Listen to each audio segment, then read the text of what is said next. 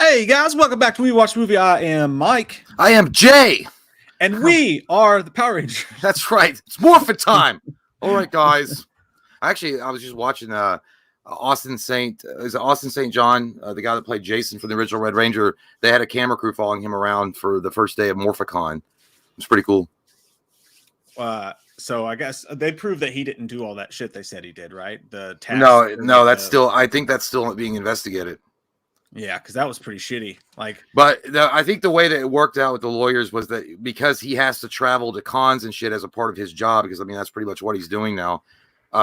They let him go on a I don't know what they called it, but they let him go do his job, but it was like a restrained or like a restricted kind of movement. Oh, damn, that shit's crazy. So he's not off the hook then for that. No, they're still investigating it. Yeah. Ooh, dark cities in Texas. But the goddamn Rita, we thought she was dead. But you know what is funny? That I just watched an interview with him. He's starting to, and to his credit, he never said anything before, but he's finally standing up for himself and firing back at fucking stupid ponytail Jason David Frank and throwing him a lot of shade. In a recent interview, he was like talking about, because all that time that Jason David Frank was talking shit on Austin St. John never said anything. He never would come back and retaliate. He never said a word about Jason David Frank. And by the way, they're beefing over shit that's like petty as fuck. Like it happened like when they were in their 20s, and it was basically like, I can beat up your friend. And then Jason David Frank got mad about it. And that's literally what they're mad about, or what he was mad about. But what he said on that podcast, Austin St. John seems like he's a cool guy. But he was talking. He said that when him and the guy that played Billy and Trini left the show, that because of the money issue, they weren't getting paid what they were worth. And because he even said, dude, I could have made more money working at McDonald's at the height of Power Rangers. When I was on Power Rangers, he said I could have made the same amount of money or more working at McDonald's. That was before inflation. Yeah, it was bad. And he said that Jason David, but he said then he organized the whole thing because he said I was going to get all the cast and a lot of the crew to walk off set so that Saban would start paying us what we were worth. Because what were they going to do if all of us walked off? Because he said, I wasn't just doing it for, me. I was doing it for like the boom mic operators, the guys that were working in the background, the set designers. They weren't making anywhere near what they should be making either. But he said he had everybody convinced. And he said that Jason David Frank stabbed everybody in the back and talked Amy Jo Johnson and David Yost to stay on. Because he said that Jason David Frank had worked out with Saban. He goes, hey, if you stay on, you're going to be the leader of the team, and you're going to be in all these seasons if you stay on. And that's how he said it was all. He said that's why Jason David Frank fucked it all up for everybody. That makes sense. Yeah, but they won't even. But they still don't have, because they were supposedly their shit was over, but now they still won't appear together at the same day at the cons. Like they have to be on separate days. They won't appear together. God, I would love to see them fight. Actually, I don't, because I'm a Red Ranger guy, and I don't want to see Jason David Frank's offer. He said at the height of that, when they were beefing real hard, he said he offered like $25,000 to charity. He said, I told him, I was like, it'll go to charity. And he goes, how cool would that be? We can market it. It'll be an MMA style fight, Red Ranger versus the Green Ranger, and all the proceeds will go to charity. And he was like, no. Or he's like, but dude, Jason David Frank was trying, like, the motherfucker's trying to sound like Vanilla Ice. Before Suge Knight shook his ass over a balcony, because when he was talking, he had a bandana on. He was like, "Yeah, I'm seeing like, I mean, I'm just like, don't ignore me, dog. Like, don't shadow me. If you don't want to fight me, cool. Just say I don't want to fight you, and we'll squash it. But if you're just gonna shadow me, I ain't down with that." And I'm like, "Shut the fuck up, you goddamn Kanye West wannabe. Meet me behind Walmart after school, dog." And I like the Green Ranger, but I'm not that big on Jason David Frank. And I've seen some of his interview, dude. He comes off straight fucking annoying. And supposedly he's the one that was throwing, this is allegedly because I'm not getting sued, but he was the one throwing away around homophobic slurs to David Yost. There's a video on YouTube. You can go watch it. It's one of those rare behind the scenes when they're filming on the set of Power Rangers, the original Power Rangers, and someone says David. And David Yost had said before, he was a closeted homosexual and was made fun of because of his homosexual, because he was a homosexual, and he never really named. I think he named one guy that was doing it. And he said Jason David Frank was cool with him, but in that video, you can hear someone that sounds like Jason David Frank says David, and then like David Yost is looking at Jason David Frank with he looks like he wants to kill him, he's pissed, and then that girl that played Trini. Is looking at him and feeling bad. I felt bad for David Yost, man, but yeah, Jason David Frank does not come off as genuine to me at all. The Van Damme thing pissed me off too. All that shit. I didn't like that. And then after the whole thing where that kid showed up with like knives and swords and shit and said he was going to kill Jason David Frank, he was at that press conference and all those people were there. And Jason David Frank was like, when you're a celebrity like me, and I am a celebrity. Yeah. These Do you hear those crickets? I was like, you're such a douche, dude. Jesus. Yeah. Like, I've never liked that guy. But I mean, he's, and that's another thing too. Like, I'm a trained UFC fighter, so maybe in the octagon, bro. I'm like, no, I'm not a trained UFC fighter. I'm not going to beat you in the octagon. Dude, the bitch from Verizon has more claim to fame than he does. No, he is. No, she is. But I mean, he is a celebrity, I guess, in his own right, because he is popular among the Mighty Morphin Power Rangers fans. Sure. But if you didn't know who the fuck he was, like if you were just at Walmart and you were just like he was standing right next to you with his ponytail, I'd be like, oh, some kind of hippie, eh? Because I think you want the weed train over there. I wouldn't, if I didn't watch Power Rangers, I wouldn't know the fuck he was. Yeah, really. That stuff's crazy, man. Anyway, Jeffrey M is back. 500 pounds plus full of love. I love it. Jeffrey M says, Loomis, can you come watch me and my wife Sandy do the nasty thing? No. Get your ass on a treadmill. Don't be talking about sex with me and talking about what are you goddamn you into that voyeur shit? What are you nasty. The love sponge? God damn. I'm not gonna turn into your Hulk Hogan. I'm not doing it. Courtney Reed, what's up, dude? He says, is it too late for a Leatherskin Pig Script recap? Hell no. I'm probably going to film that for the Patreon tomorrow. I know I was late on that. But like last season, when the Packers got their ass kicked in week 1 again, I needed some time to lick my wounds and my butt, and I couldn't reach one of them. But my wounds are doing better. So, yeah, I'll probably film that tomorrow while the kids are in school. That's one you don't do with the family around, you know? You don't want your 6-year-old walking through and you being like, oh, la, la, la, la, you know. Why not? Let the girl watch. You're gonna learn today. I can feel it down in my plums. Let the boy watch. Jacob Corona, thank you, sir. Says 30 days, fellas. How you gonna power through this final month? 30 days. Lots of weed and cocaine, sir. You don't mix those two. They don't mix well. Probably. Well, that's why. Well, weed's a downer, I guess, isn't it? Yeah, you would do that after you came off the coke. Yeah, I don't know. Yeah, some people like Leonardo DiCaprio and what's the name of that? Wolf of Wall Street probably did, but still, that's a different story altogether. Yeah. But yeah, we are 1 month and like 1 day away from 1 month and 2 days away from Halloween ends, which is fucking crazy, dude. But it's also like a sad countdown, right? Because once it's here, it's gone again. And it's gone for who knows how long, Jim. And if it makes $12 at the box office, it could be a long winter. Halloween lives in the hearts of everyone, my friend. All year round. I don't think it will be, though. I think it'll be okay. I think it's going to do all right at the box office. God, I hope so, please. It will. I mean, come on. Barbarian just came out and made $10 million at the box office, and the only place you saw a trailer for that was like literally in like 2 theaters in America. Like they didn't market that movie at all, and it did well. Horror, I think it'll be like fine. Just yeah, as popular. It's going to have the streaming option too, so it'll make its money. Yeah, and I mean, we won't know what it made off streaming, so that hurts because like the box office dictates whether or not you for sure get a sequel and how soon you get a sequel.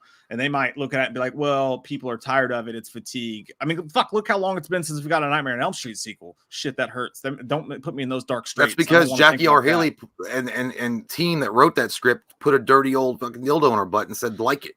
If you don't like it, so much money. Suck it. By the way, I got to do my sideburns are getting ridiculous. Look at that. I'm getting those goddamn George C. Scott Ebenezer Scrooge. Either buy a motorcycle or fucking get to the barber. No, I got to go. Yeah, because they're just getting poofed. I'm getting that poof woof.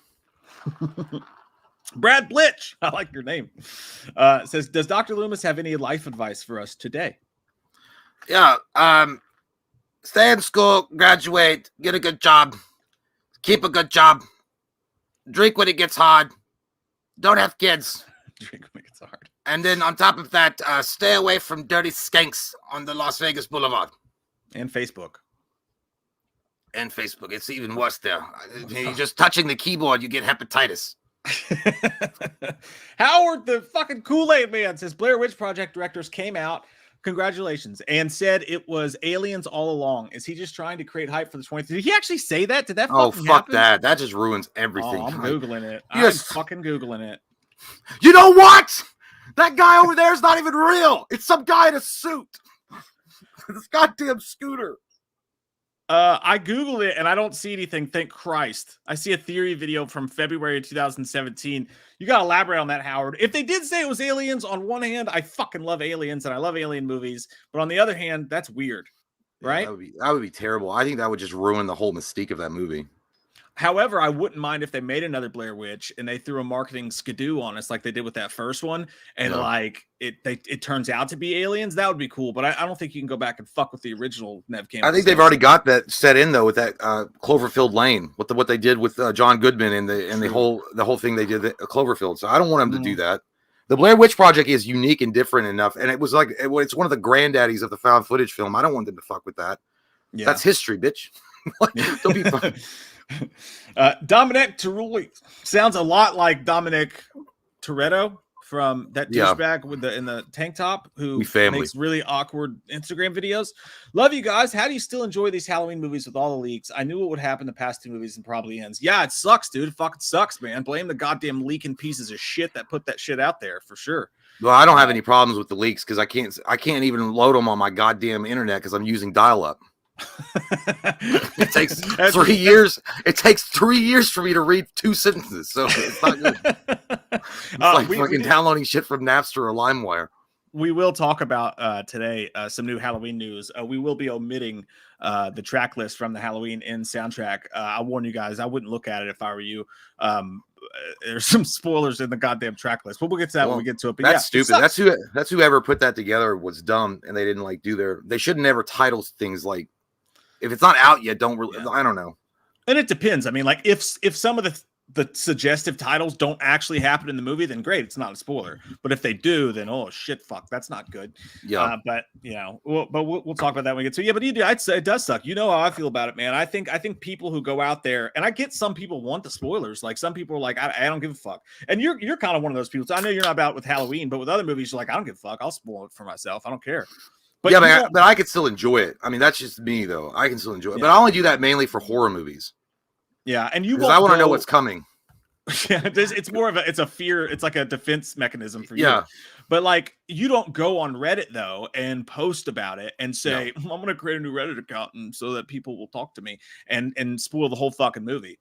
Because like it or not, when people do that, even if you're just doing it for the people who say they want it, I mean, it becomes. It's gonna flow through them because it's gonna, and then they tell 2 friends, and then they tell 2 friends, and then some asshole's gonna spoil it. I mean, it's just gonna happen. He's gonna spoiler it for people who don't want to know.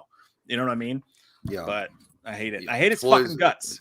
Yeah, people that do that shit are assholes. Like, that's just plain and simple. I mean, I can know something and then I wouldn't go spread it around. Yeah. Like I won't. I mean, if they're like, oh yeah, I know what happens. You want to know? I'll ask them. And I know that's tempting.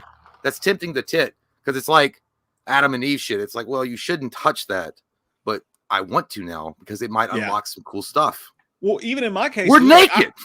They eat it. I avoid that shit. Like I avoided it on purpose. But there was like for instance, there was one time there was a post on Reddit, and I went and looked at it just because people were asking me about it, and I thought for sure this is fake. 100% it's fake. So I'm going to look at it and I'm going to find something in there to prove it wrong. And like there was a couple things in there that I know for a fact were wrong, but I still read it, and now certain things will come out and they'll tie into it.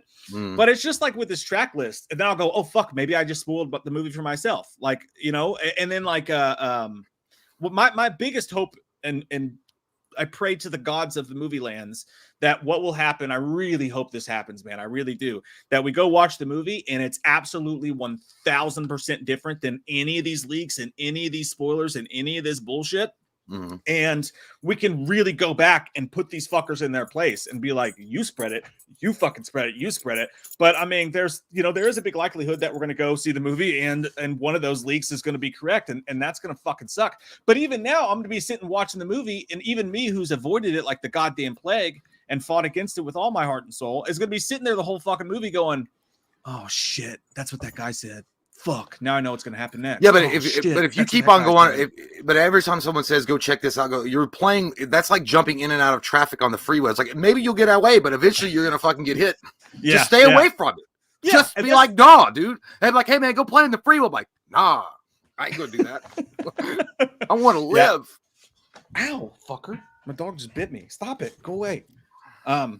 But yeah, it sucks, dude. I fucking hate it. I feel your pain. My heart burns there too. Anthony T for titties says, Mike, I saw your video about Halloween ends, and I want to say fuck you for calling out my brother at the Waffle House. We don't, god damn it. It's always a Waffle House cook that spreads the lies, man. It's always a fucking Waffle House cook. You know it. Those Waffle House employees, you get there at 3 a.m. and they know shit. Anthony T, I don't know what the fuck you're talking about, but you totally did it. Shut up. Get off here. You know it's true. Get out of here, Anthony. He's just cracking eggs on that fucking grill. Hey, my brother told me fucking Corey's the killer in Halloween Ends. Some guy's like, yes, I can finally be famous. Briar Grace. That's a good ice cream. Briar's. Great ice cream. New picture of Allison and Corey indicates a relationship. Interesting how it all play out. I feel like that has been...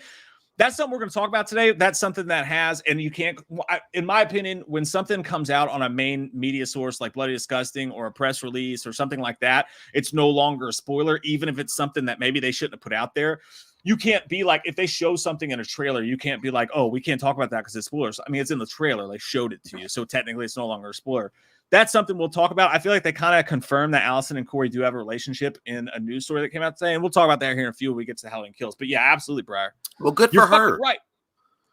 You know, she moved on pretty goddamn quick after fucking Cameron got cheese grated in front of her. I would have too. Cameron was an asshole. God, he probably smelled like dirty ass laundry. To be fair, he did throw a phone in nacho cheese. And that's hard to get over. You know, nobody throws my iPhone there. Let's hope Corey doesn't do that to her. Let's hope he's more of a gentleman. Now Corey probably smack her around a little bit. But that's the funny thing too. Like, you went from a relationship with Cameron, who's like, "Hey, are you okay? Hey, are you okay?" He found Hawkins laying in the street, and being the kind of fucked up kid he was, to jumping into a relationship with a guy who, as far as we know, may have been accused of fucking murder of a child. Well, you know, if you go back and look at Scream, the original one, look at Nev Campbell and Skeet Ulrich. Skeet Ulrich already looked like a goddamn serial killer. All right, he's like, "What's wrong?" Huh? And he goes, "How do we know you didn't do it?" I was like, you might as well wear a goddamn neon sign around your neck that says, "Hey, I'm a part of the crew that kills." I smell like vomit. I crawl in through people's windows uninvited, and I act weird in a movie store with my friend that goes, Matthew Lillard. So yeah, you're totally a fucking killer. Like, I was in my room, no foreshadowing there. Was anybody? I was a little shocked with Lillard, but I was not that shocked with goddamn Skeet Ulrich. That guy came off as creepy as fuck. Lo and behold, it turned out to be true. Hiding in plain sight. You know, a lot of people complain about Scream 5 and they say that the killer was too obvious, but I feel like at some point it had to be. Scream is every single movie throws out blatant red herrings the entire movie long. You know what I mean? Like you said, I feel like the only reason Billy was a surprise is because it was so obvious it was fucking him. I feel like they tried to do the same thing in Scream 5, so I kind of get what they were going with. Well, Scream 5, that guy that turned out to be the killer, I'd seen him in The Boys, and the way that he was acting, I was like, that guy, don't trust that little guy. Oh shit, it's Ghostface. That guy's coming off real helpful, and it's like that Wayne's was like, wow, that guard had a lot of useful information. I wonder if we'll need it later on in the movie. They call me Stamps. Welcome back, buddy. Good to see you. It says, I recently found out that I was born on the same day Titanic was released. Are there any big movies that released when you were born? Dude, that's so fucking weird. That makes me feel so old. I was trying to make out with chicks while that was in theaters, and you were a baby. That's fucked up. I was collecting comic books. I had no time for girls. Girls were stupid. The big movie that came out was a guarantee. You were getting some tongue, dude. Yeah, well, I didn't get invited to go get tongue at the Titanic. They said he rates comic books. Fuck that asshole. And that was before I read comics too. I had a collection. I collected. I didn't have time for girls and shit like that. Listen, one day I'll show you guys what I looked like back then. Okay, there's no goddamn way. No fucking way. Anyway, the big movie that came out in '84 for me was Ghostbusters. That was the big one. Yeah, I don't. Man, a bunch of shit came out in '85. You had Back to the Future that came out when you were born. I gotta Google it though. 1985 movies: House, Fright Night, Nightmare on Elm Street 2, Commando. That makes a lot of fucking sense, doesn't it? Legend, didn't fucking watch that. Return of the Living Dead was '85. That was the one I was thinking of. Val Kilmer's Real Genius. Dude, when you Google shit on YouTube, they pull up the most random fucking shit. Like Real Genius? I didn't know. That's crazy. Yeah, I know 84 Nightmare on Elm Street 1. USA. Nightmare on Elm Street 1 came out also in 84. I remember that. Friday was already on part 5. Well, holy shit. No wonder. Purple Rain came out. I'm a huge Prince fan. Love Purple Rain. My thing. There you go. The Karate Kid came out in 84. Woo. Then fucking Amadeus, which I rock the Amadeus. Dude, Great idea for the next fucking stream. We should Friday Night Fights. The year I was born versus the year you were born. 1984 versus 1985. Friday Night Fights. That'll be fucking fun. You might win because I'm looking at some of my shit. And I'm like, there's like four. Better. There's 4 good movies, and well, now there's more, but I mean, I'm not going to go through all of them. But some of them, I was like, what the fuck is The River? It had Mel Gibson. It was called The River. I was like, I ain't seen that. That'll be a fun one. That'll be a good idea. I like it. I like it. You see what you did, Anthony? You just brought up a whole fucking show idea. We should send you a super chat. Marcy, thank you so much. Says, what do you think about Danielle Harris coming back in some way? Go away. Dig in a ditch. No, I don't know. It's whatever. I think if I don't think they should ever bring her back as a new character again because they already did that once. Like, you know what I mean? Like Rob Zombie, for all the shit he did wrong, that was really cool of him to do that, to bring her back to the franchise. But a bunch of people want her to come back as like a new character again, a different person. I'm not down with that. I would fucking love to see, and I think she deserves it. I think that would be cool. I think the character deserves it. I would love to see them bring her back and give Jamie an actual send off. Like I love Halloween 6. I don't want them to send that into the nothing. You know what I mean? But like, I would really love to see a requel of Halloween 4 or Halloween 5 and let Danielle Harris come back as herself and have Michael go after her. I think that'd be dope as fuck. I'd love to see that. And you could have the dude. I think she had her send off. I think it's time we move on now, Jim. I think that she had a great send off. She had a great role in Rob Zombie's Halloween. Rob Zombie did, butt fuck the donkey in the second one, but he still, gave her a good send off. I don't think that she needs to keep worrying about coming back. Look, in my opinion, I don't think they're going to go back to Halloween 6 anytime soon. Halloween 6, it's unlikely. Halloween 4, 5, and 6, and and that's a great trilogy, but we're Halloween fans and we love it. But it's also it is not a popular necessarily huge, amazing trilogy that everybody in the country would want to see. If you say Halloween to the average vanilla fan, they're going to think first movie, Michael Myers, Jamie Lee Curtis. That's all they're going to know. They don't really give a shit about the little tiny things in it. So Danielle Harris, but she had a great send off. I don't know why she would need to come back at all. I mean, you know what? You could bring her out. You could do, she could fucking host we were talking about doing like, if they did like an HBO thing where they were doing different Halloween shows or something, she could do that. I don't know. But yeah, I don't know. I mean, the character though, like Jamie Lloyd deserves better, but so does Rachel from Halloween 5. I mean, she deserves better too. So I think there's a lot of stuff they can play with there for sure. Blake Corley, thank you, my friend. I like your picture. He's like, you can't see me, but you can. I'm sexy, but I'm hiding. All right, already. Blake looks like he's wearing no pants. I'll bet you're not wearing any pants, are you? Did you guys ever see the poster for the producer's cut they released when it went to the theaters a couple years ago for the Halloween 6 producer's cut? Yeah, I don't know what that's what I hear when I hear producer's cut. That's what I think. Producer's cut. When I hear the producer's cut, I was thinking of One Night in Paris. I did see that, the uncut version. It was great. Tommy Lee is not Tommy Lee, but Paris Hilton is an amazing actress. Is it the yeah. It's this one here. I'll pull it up. It's fucking dope as shit.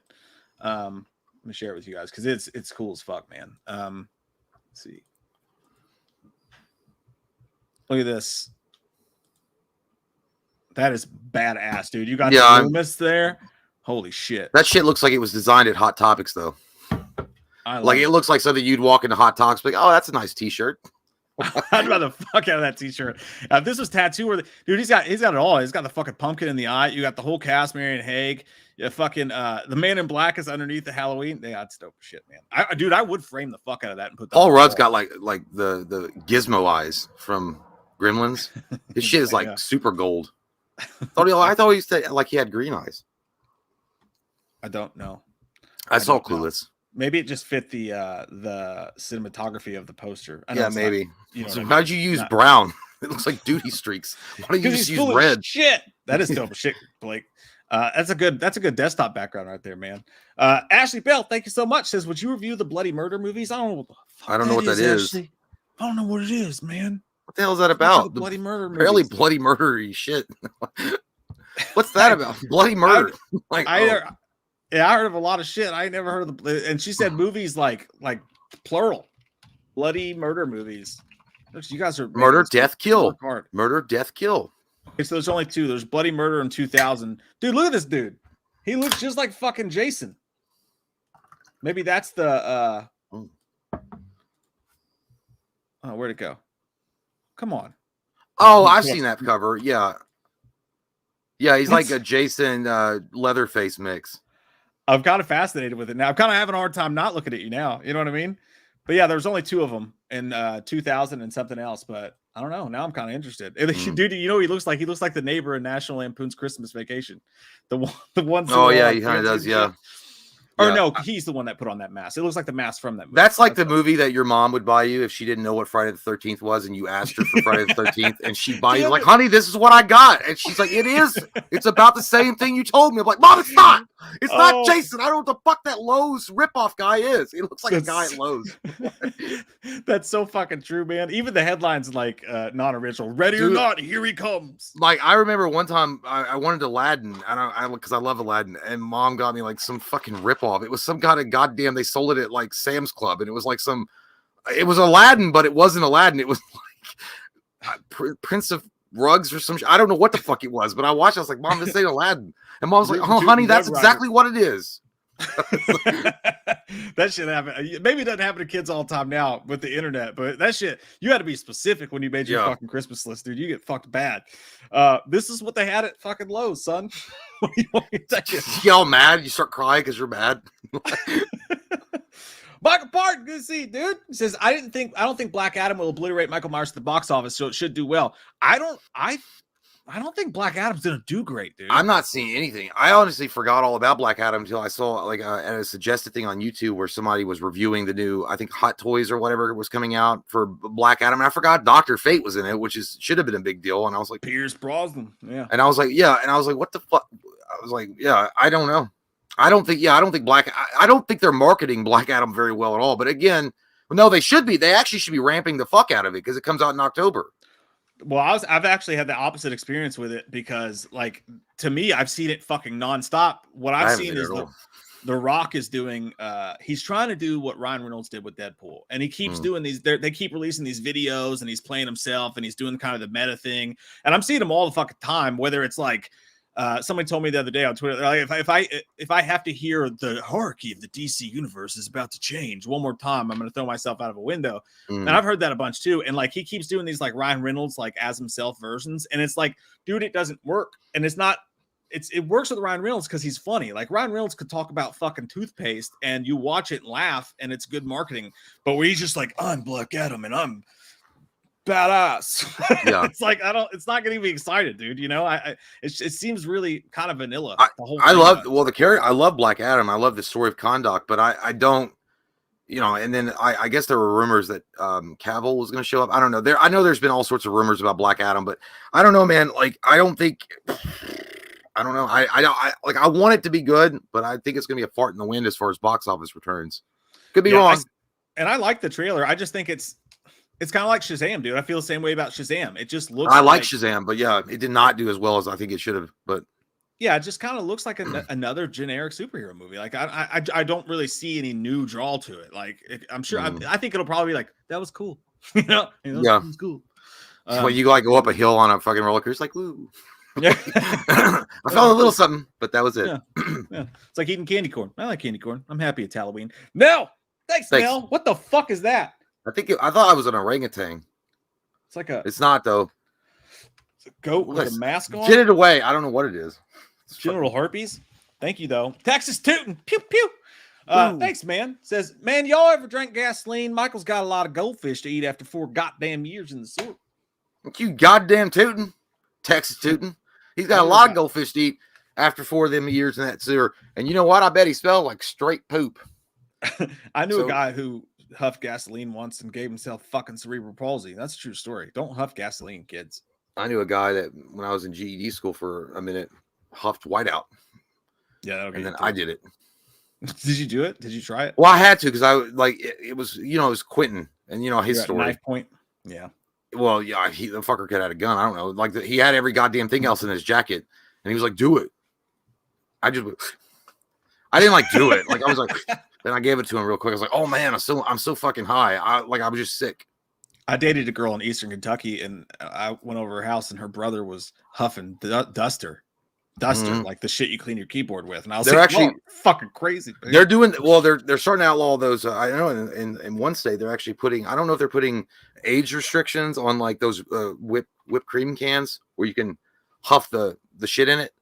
Yeah, you know what I'm talking about? Where you like those whippets. the whippets. Yeah. To be fair, we learned about it just from Night at the Roxbury. Like, we gotta try that. I know that's literally how it happened. We didn't know it could make us fucking stupid. No oversight. That was the good old days. Fuck your goddamn health advisory. I saw it in the movie. It's cool. That's why we smoked all those cigarettes that one time after we watched Half Baked. We literally smoked a fucking carton of my mom's cigarettes. Virginia Slims, 120s. Probably would have hurt our bodies more than if someone had just given us a joint, you know, because we were trying to be cool and pretend. After that day, I got this beard right away. It was a day that I became mad. That's a good point you brought up, Tex, too. That's something I haven't got Jay's opinion on this yet. So David Gordon Green just came out and said that they mentioned this magazine article on Total Film that a lot of people was wondering, there's a 4-year time jump. Where's Michael been? And David Gordon Green told him in the interview, he said, we are not going to answer that question. He's like, I feel like much like other things about Michael Myers, the mystery is important. He's like, so we're not going to say where he's been for the past 4 years. They kind of confirmed that. That's smart. Yeah. I didn't think you would. I mean, I think that's a pretty big plot point to give that away right away. So somebody asked, he says it's not going to be in the movie at all. They're not going to. Oh, well, that's good. Yeah. Leave the mystery behind. Like, he was probably like, I don't know, fucking sleeping in an underpass in LA trying to heal and getting fucking dollar bills and killing homeless people after they eat bath salts. I don't fucking know. But yeah. I'd rather just like, you know what? Maybe he just went into the goddamn ground like a jack-o'-lantern and he comes out when he's right. He has to heal. I thought to me, it's a little bit of a missed opportunity because I don't know what they're going to do yet, so I can't really say that. But it would have been cool because they had that released shot of a billboard that was like Megan Baxter been missing since Halloween or whatever the fuck it was. It would be if they needed some kills in the movie, it would be cool to use that. Like, these people kept showing up missing, and then you showed like some shots of Michael fucking some people up or something like that. And maybe they still do that. You know, that doesn't mean that they're going to explain where he's been. I don't need to know where he's been eating, where he's been shitting, what he's been doing. You know what I mean? And he even said that he was like, I feel like I don't need to know where Jaws sleeps. And you remember in Halloween Resurrection, they tried to show us just actually sharks don't sleep. I found out, so that was a fucking lie. Well, they sleep standing up. They sleep standing up. We just don't know. We just don't know. They do that Michael Keaton thing that they hang upside down for some fucking reason in the middle of the movie when he has sex with Kim Basinger. That's so weird. Do you guys ever notice that in the Batman '89? Like, when she wakes up, he's just hanging upside down like as a bat. He's like, what the fuck are you doing? Is that calisthenics? That was really so stupid.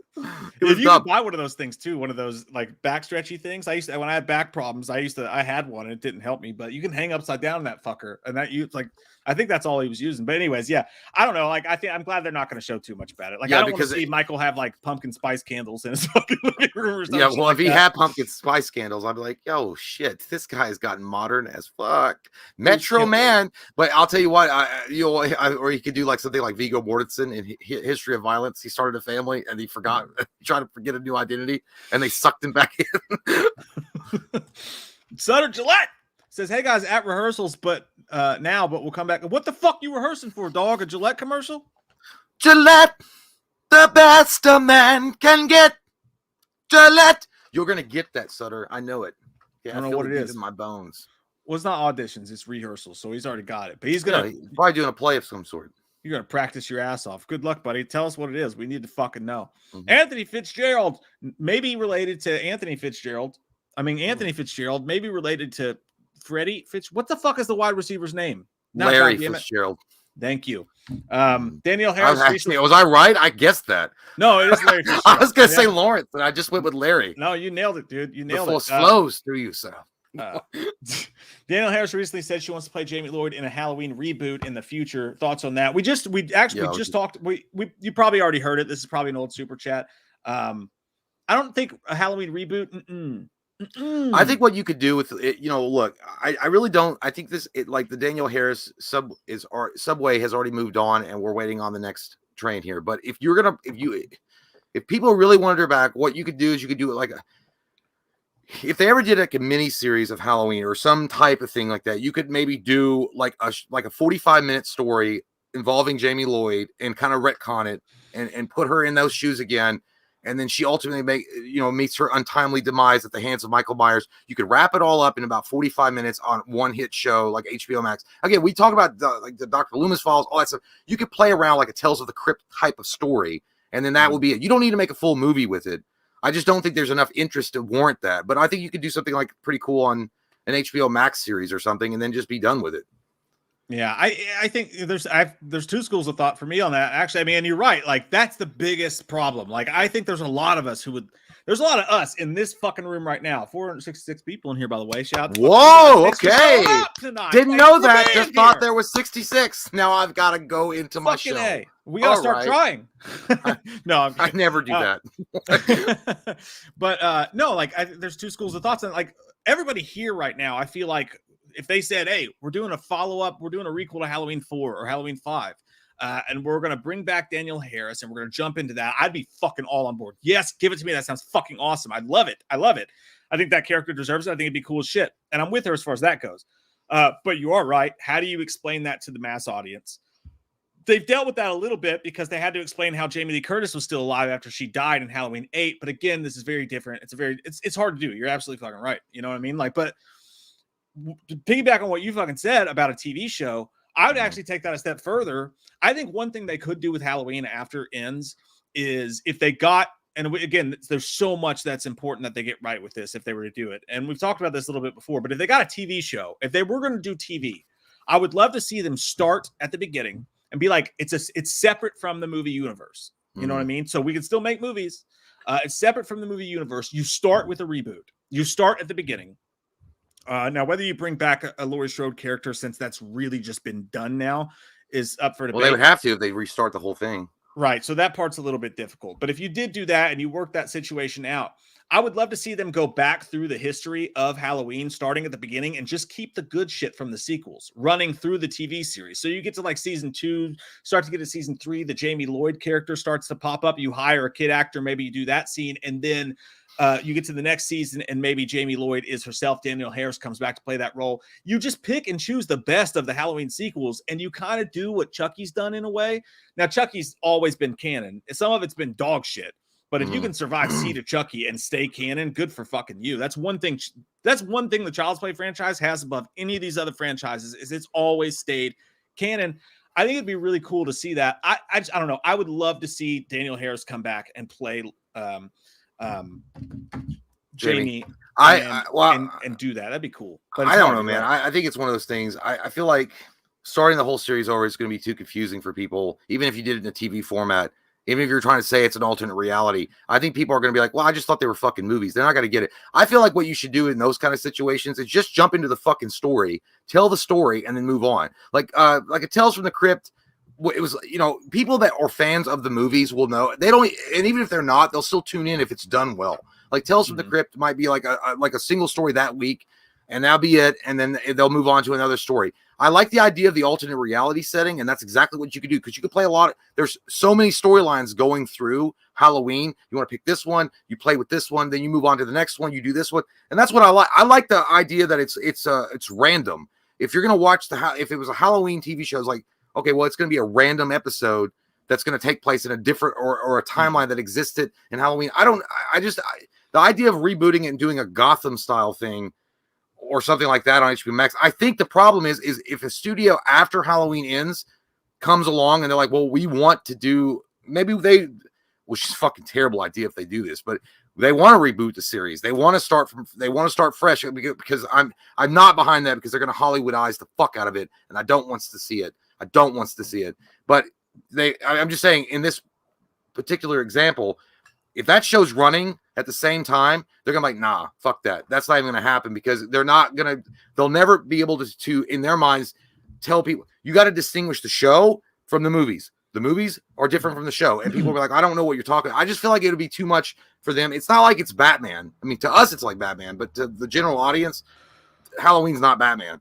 It's tough. It's tough. Like, I'm not disagreeing with you. I'm not saying you're wrong at all. I just think that where we're at with movies, and like I just said, Barbarian made 10 million at the theater, not a bit of marketing. Just, hey, here's a horror movie, fucking here you go. And we're talking about the most popular horror movie franchise of all time. So I wonder sometimes, I'm like, well, how the general public will never understand a Halloween movie or series that just jumps right into one of these other sequel points.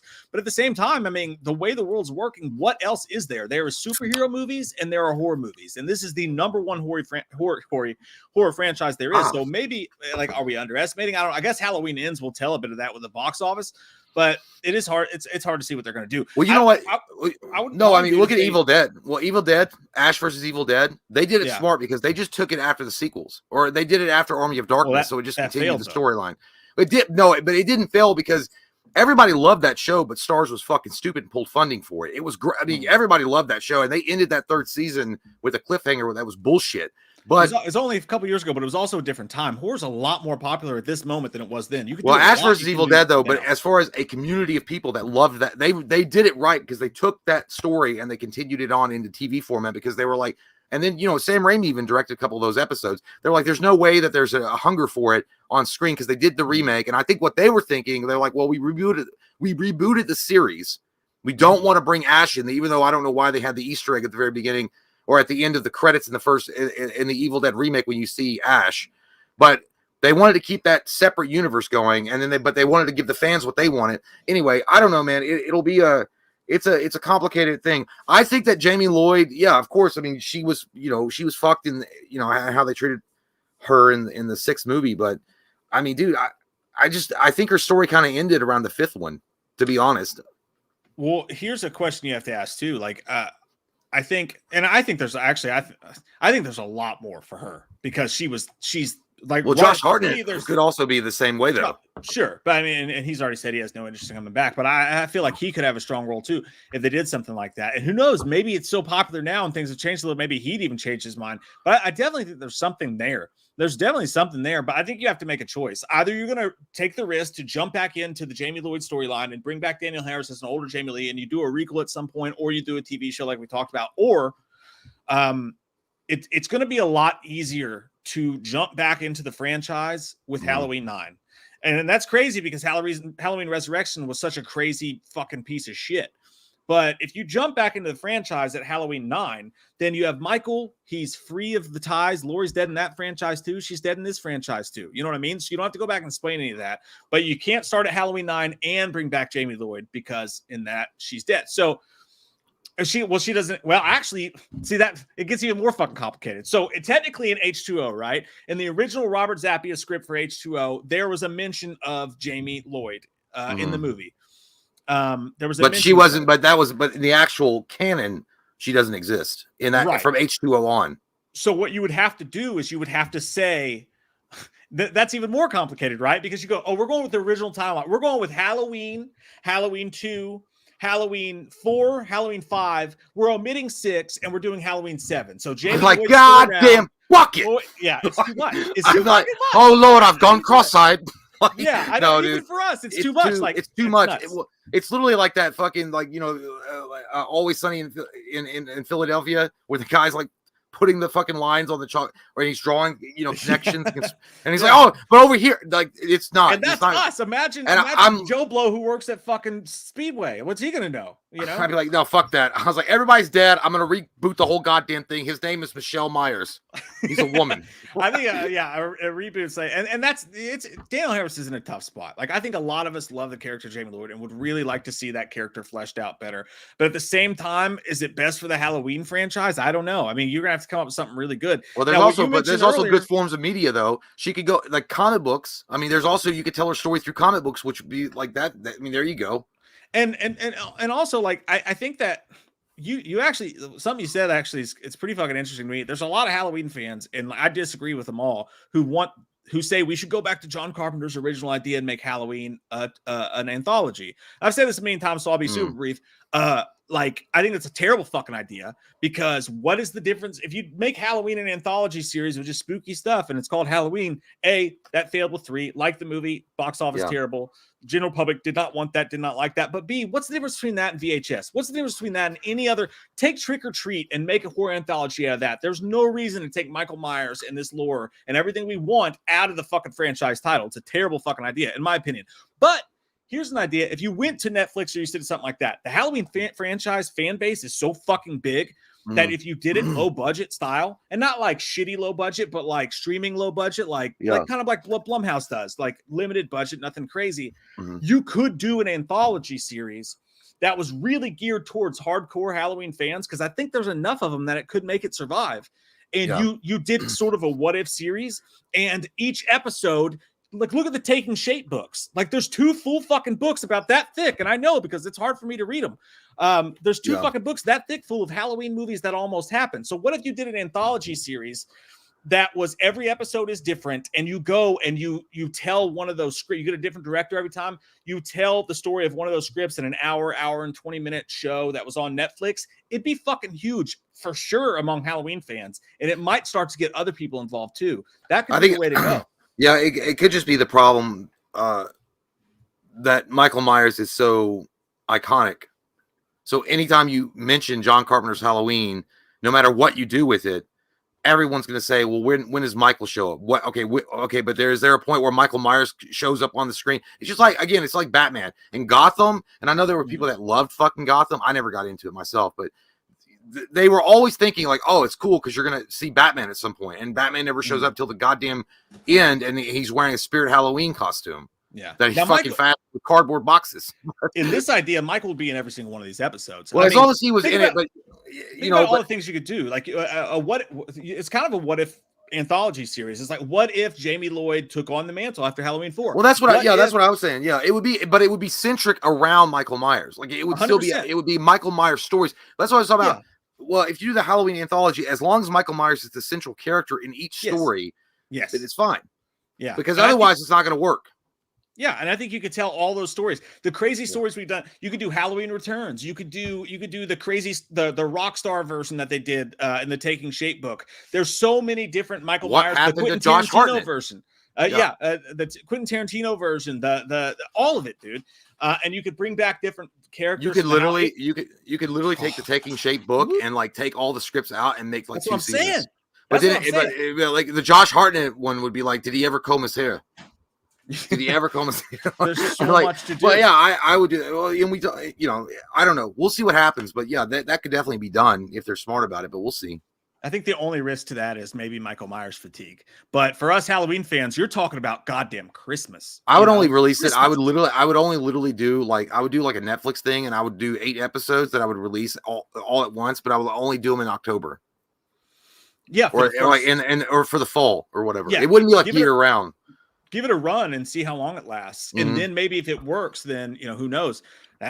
Fucking, I'm kind of horny right now. I like it. I like it. I just went from 6 to midnight for sure. The Wolf of Elm Street says Harry Styles is a clown. Wham for life. What Harry Styles do? Who the fuck is Harry Styles, by the way? That was the guy. That was the guy that we looked at. No, he was a singer for. Wasn't he the guy? I don't know. No, I know his face, and I know that he's in movies now. But like, but he was a singer. Did he come from? He was a singer. I think he was I think he was a poppy guy. But yeah, the whole thing with him spitting on Chris Pine, what we talked about last week. That's who Harry Styles was. But yeah, and he's fucking Olivia Wilde. But Harry Styles was I don't listen to his music. I know he had like a couple of hits, but he's a poppy guitarist dude that wears like a lot of like sparkly spandex and like. I thought he was from one of the boy bands or something, like One Direction or something. Is that not? He could be. I don't know. O-Town? I think so. No, he was not a part of my Liquid Dreams. Eduardo Santiago says, here's a spoiler. Einhorn is Finkel. Finkel is Einhorn. Einhorn's a man. Oh my God. Einhorn's a man. Your gun is sticking it to my hip. Oh God. I know all there is to know about the crying game. Now, co-star with Ezra Miller, Alec Baldwin. Absolutely going to go Alec Baldwin. I'm going to go with Ezra Miller because you could fucking die. You go with Alec Baldwin. He could shoot you in a rusty setting. Like, I'm not doing that. That may have been negligence at best, but I'm pretty sure it was an accident. Ezra shoots you on purpose. You could beat up Ezra. Okay, Ezra like will snap with a high wind. Alec Baldwin's seen some shit, yo. And by the way, he takes on paparazzis usually and regularly, and he was the Shadow. And the Shadow sees what's in the hearts of men. So I'm not fucking with Alec Baldwin. As long as someone's there to sanction the bout and like make sure there's no weapons involved, I would rather fight Ezra Miller because Alec Baldwin's a fucking kind of a gruff. But I think Ezra Miller's just that person that, you know, he's very easy that he just needs someone that's dominating. And be like, no, Ezra, no. And he'll be like, okay. It's like a dog with a high spirit, and you have to show alpha status. I said, don't do that. Don't. Dana Flores, thanks so much, buddy. He says, my wife and I got married on Friday the 13th, 3 years ago. All right. Give us a shout out. Katie and Daniel, thanks. Hey, happy anniversary. Well, hey, you guys made it. I don't think you're going to last long. What? 3 years ago? Holy shit, the bad luck said fuck you. Yeah. It went away. You guys divorce. Hopefully you never hear those chanting sounds from the woods. It's gonna be alimony. No, just kidding. Congratulations, guys, on your. I don't remember when the last Friday the 13th was, but hey, congratulations on being 3 years plus marriage. A lot of people never got that far. Just ask Britney Spears. It's hard. Okay, it's hard. Good for you guys. Yeah. Good for you guys. Man, I gotta pee real fucking bad, Jay. I'm going first. Why are you going first? I just said I had to pee first. Because I called it. You just said you had to pee. I just said I'm going first. You just said I have to pee real bad. All you said is I have to pee real bad. You sound like the fucking. You sound like the fucking girl from White Man Can't Jump. Like, I want you to sympathize with me, with my thirst. Why don't you just start with the letters that start with Q? I don't give a shit. Pee. No, but that didn't call it. You didn't call it because you have to say earn that. You have to say I'm going. Earn it. No, it's not. We're not the gladiator ring. I just said rock, paper, I'm going to go first. Nope. It's delayed on this bitch. Branch. I'm throwing out an olive branch. It's not an olive branch. That's a double-sided sword. This is a fair option. What do you want to do? Well, yeah. You just want to. Because it's literally there's a delay. There's no delay. I don't know what you're. Oh God. There's no delay. There's zero delay. I don't know. You keep saying that. It's not my fault. I know there is. I'm good at rock, paper, scissors. All right. Because I'm not doing it. All right. Let's do this. Here, I got it. You think it's going to be difficult? All right. Let's take Children of the Corn. I'll take Children of the Corn right here. All right. Yeah, that's better. Okay, I'll go. I'm gonna flip it up in the air, but let it hit the ground. No, I can't. You can't see on the camera if it hits the ground. Well, just pick it up. I'll trust you that you're gonna pick it up. Let me finish. I'll catch it, and if I catch it facing backwards, you go pee. If I catch it and you see front, I go pee. Okay? That's a trick, though. I could flip a quarter, and if it's on heads, it'll land in my head. Look, my eyes are closed. I'm not even. Okay, yeah, do it like that. All right. Here we go. I stop. Go. This is where we are. Go. I'm gonna throw it up. I'm front. Right? You just looked at it. What? I looked at it now. I wasn't gonna move it. That was a test run. Okay, go. All right, here we go. Throwing it up. Ready? No, do 5 seconds. Do it. 1, 2, 3, 4, 5. Throw it. Okay. No, hang on. I am front. I just want to clarify the rules. You're front. Right? Yes, I get it. You're being a little difficult. I'm front. You are back. All right.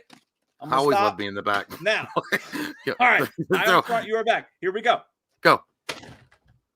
Fuck you, dude. That's go like. Pee. Go fucking pee. No, I was gonna say you could do it again because it looked like you were holding it on the side. I hope you fucking pee on your. I hope you get it on the seat and then April sits in it, and that's she not always her does. Fault. And then she leaves you because you peed on the seat. I've been left before. It's not like a new thing.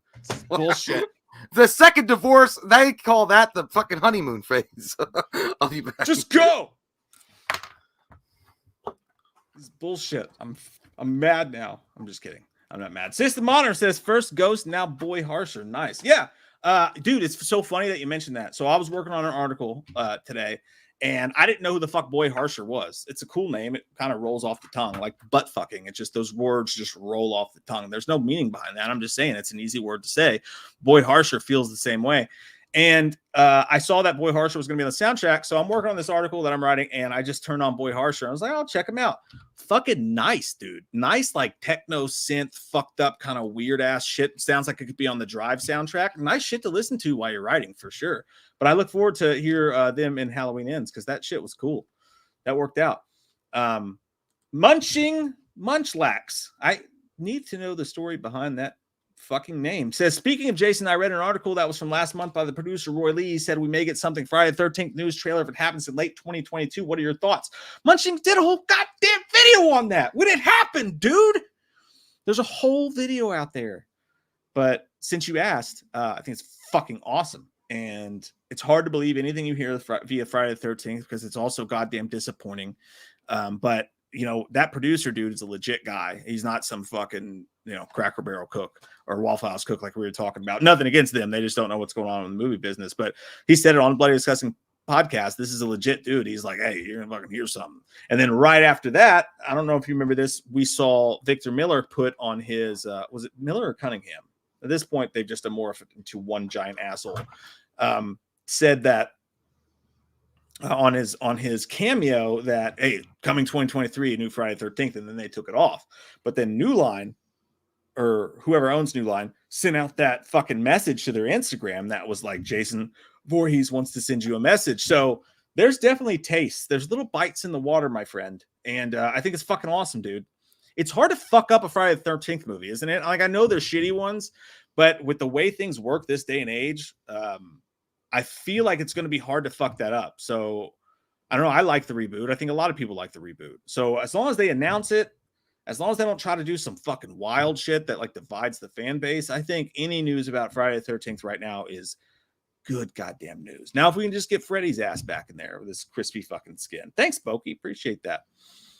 Jonathan Mann, thank you, dude. Says, after watching y'all's Orphan commentary, I need a full live stream with you guys talking in that accent. I don't even, was it the Russian that we were doing the entire time? You bring me hot pockets, I smack your mother's face. I want 2 carrots from the garden. You start to grow them now, and you get me pepperoni pizza. Now I've gone into another accent because I'm not good at them. I am not. That's okay. I eat toothpaste and vodka. It's what I brush my teeth with. The guy from Stranger Things. I don't fucking know. I don't even remember the accent we were fucking doing. That was fun, though. I remember that commentary was a really good goddamn time. It's on our Patreon if you guys want to listen to it. We watched Orphan together for the first time. And butt fucked. Noah Friedenberg, thanks, buddy. Says, hi, Mike and Jay. My birthday's the 18th. That's close, dude. 5 days. And would really love a shout out from you guys. I'm going to watch tomorrow. Kisses and hugs. Love you very much. Noah, I'll wait for Jay to come back on that, because it's not the same if it's just me, Jim. System Monitor, I love the Orphan fucking twist. Funniest film of 2022. You know, I had a great time watching that. Like the new Orphan movie. It wasn't like, oh my God, this is scary or the greatest thing ever. But it was just a fun little fucking ride, dude. The Texas Tootin' Town. It had some laughs in it. It had some good times. I dug it myself, my friend. Mr. Boost. He says, what if we blended and unmasked and just hid his hand in lived in plain sight in front of everyone? I don't know why you had to be the Russian, but if he blended and unmasked and just hit his hand and lived plain sight, yeah. But then he had this motherfucker walking around town like, hey, do you know where the weight room is? I just need to, you know, I'm trying to get in shape. You know, just walk around town like his hand in his pants. I don't know. He put on a glove. Maybe he could wear a glove everywhere. What happens in the summer in Haddonfield? That could be, but maybe that adds to the creepiness of it. Like maybe he's been lurking amongst us this whole time, but it's hard to say because at this point, Michael Myers' face, especially after all the people he fucking took down and kills, and 4 years later, it's current time. So you've got the current media. I think his face is going to be plastered everywhere. You would think, I mean, you would also think that everybody would be able to discern Tivoli's face and height from who he was in Kills, and they couldn't do that. But crazy shit happens when you get a whole room of people that are pissed off, you know? Trust me, I know. I've been a waiter at a Texas Roadhouse before, or Logan's. And I wasn't a good one at that. Did you enjoy your pee, you fucking dick? I peed everywhere but the toilet. Fucking dick. To honor you. Hey, I already said it, but Noah Friedenberg's birthday is on the 18th, and he would like a shout out from us. Happy fucking birthday, Noah, you beautiful sumbitch. Standing tall. Noah, have a good one. Smoke as many cigarettes as you want and get laid. Or don't. Do get laid. But don't. I mean, no smokes. I mean, I didn't mean like cigarettes. Quit. Like the candy cigarettes is what I was talking about, idiot. Yeah, those That's are what delicious, I meant. by the way. Stupid. They're not, yeah, I hope you get Nobody all the smokes in Astro the Pops 21st century. you deserve in your life. So where I'm at right now, the next one I'm at is System Monitors with, do you read Sutter Gillette? I mean, Kane. And then if you want to go from there after that one, I just watched that in the Mouth of Madness the other day. I liked it better the second time for sure. I'm gonna try to find it. I always hate doing this because I look so. This is like when you didn't study and you're like, and then the teachers ask you like, define photosynthesis. You're like, because you're like flipping through your book. You're like, Michael Goodwin, photosynthesis, huh? Michael Goodwin's at 836 is the. I got you. Okay, I got it. All right. All right. Michael Goodwin says, bring back Voorhees. Jay, you look like a trucker, but you spelled it Jai. Okay, I do probably. I need to listen. There's a lot of things going on. I need to get a fucking haircut. I need to shave this fucker down. But it's true. I'm going for that trucker look. So thank you for noticing. But yeah, they do need to bring back Voorhees. I hope they do it one day if they get it out of that legal bubble of fuckery that they've got going on there. But you know, you'll hold out hope for it. Michael Parton, thank you so much. He says it could be like American Horror Story in a way. That's what I was thinking too. American Horror Story. When I first watched the first season of American Horror Story, I always thought it was going to be a continuous thing. I mean, the last season they did tie up, the murder house. They kind of, I think that was last season. They went back to the first season, which in my opinion is the best season. But they did play with continuity, or they actually fixed the continuity because in the other. They didn't really fix it. They all tied it together. But yeah, I feel like you're right, Michael. 100%. Let's see here, guys. I'm sorry. I'm trying to catch up with you guys. Wyatt Atley, thank you so much, says, yo, just got out of Barbarian. It was sick. I hope everyone is well tonight. I'm so amped for the new Strangers news as well. I have a great feeling for the upcoming movies. Let's have a great stream. I like Wyatt a lot because Wyatt is that guy with that attitude and that energy that you just need. All right. It's halftime. You're down by a touchdown. You don't know if you can come back. You're tired. You're fucking defeated. And then that guy comes in and he's like, stop being pussies. All right. Get up and ride that goddamn bicycle. I don't want to hear no more excuses. Excuses are like buttholes. Everyone's got them. Drop your load. Get out on that field and make us proud. I like Wyatt a lot. Thank you so much, Wyatt. Marcy Harris, thank you as well. Off to work. Keep up the great content, guys. Proud to be a Patreon. Thank you so much. That's awesome. Thank you. We will do our best to keep up the mediocre content to keep you all moderately entertained. But thank you. Let's see here. Going down through Connor Gardowski. Sounds like an amazing hockey player. Chilling at Spirit Halloween, which is playing Cry Little Sister. Woo-wee, that's some good shit right there. You got to break it out. From the Lost Boys and listening to you guys, I'm loving that fall is finally here. Connor, you and I both, sir. That first feel of fall air is like a brisk tickle to the tip of the penis. It just gets things going in the right direction. And you, sir, are having a great time if you're at Spirit Halloween. Listening to Cry Little Sister, without a doubt, that is one thing that you have to do and experience once in your life. Go to Spirit Halloween, and if they're playing Cry Little Sister, enjoy that moment, or play it on your phone and enjoy that moment, because that is Cry Little Sister is one of the best songs ever. Isaiah Edwards, thank you so much. Go Pack, go Mike, cheese. Go Mike Cheesy. Yes, but yes, he likes the Pack. He likes the fudge pack. I mean, he likes the Packers. Yes, he does. He does. I'm a New York Giants guy myself, but it is what it is. Let's see. We're going down through here. Tyler Warner, thank you, said, what brand do you guys pee? I don't know what that means. I usually pee the clear kind. If it's a hangover kind of day, it's dark yellow, mellow yellow. I don't know what brand do you guys pee. I don't know what you mean. I'm assuming you mean the alcohol intake. Well, for my particular stream, it would have to be a little bit of the superior light beer, which is Michelob Ultra, because it is my favorite. For Mike, it falls anywhere between the cheap whiskey that you would get if you're an alcoholic, or the natural light, or an IPA. But I don't know. That's the brand that I PP out. Texas Tootin' coming back in roaring from the desert, y'all. He says, do y'all feel like the MCU's going downhill after Endgame? Lately, the new shows and movies just seem lesser in quality and care and much more about just pushing out content as much as possible. I feel like Marvel's burning out. You're goddamn right. You should write a song, Texas Student. That's I would tell you 100%. You've cracked the code. You've solved the enigma. That is exactly what's happening. I feel like the MCU is in dire straits right now. I feel like they're floundering. I don't think that they have a clear direction on what they want to do or where they're going to go. Listen, Avengers Endgame was an amazing movie. It tied up a spectacular story that started in 2007-8 with Iron Man, and they did such an incredible job with that. They had amazing actors around and production and writers. And then when they went into phase, what are we, 4 now? The first thing I would have done is I would have really amped up the big bad. It should have been Galactus, or it should be Galactus, and that would tie into introducing the Fantastic Four. But they kind of spoiled that with Doctor Strange, the multiverse movie. But yeah, I'm kind of with you. I think there's a lot of fans that want the content. Obviously, they're making money, but they're not doing service to what they've already had to come before it. So yeah, I think they're kind of up shit creek without a paddle. You are correct, Texas student. Laquita Smith, thank you as well. Says, hey, sexy beast, brings a smile to my face every time you say my name and pronounce it perfectly. Grew up watching horror movies, and some movies I feel should never be remade.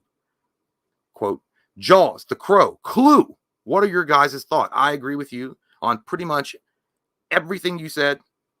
Actually, all of what you said. Yeah, I don't think, like Jaws, I think they tested the waters with Megalodon, and I feel like there was just not enough interest in a Jaws movie. I think that they wanted to try it, and then people were like, nah, I'm good.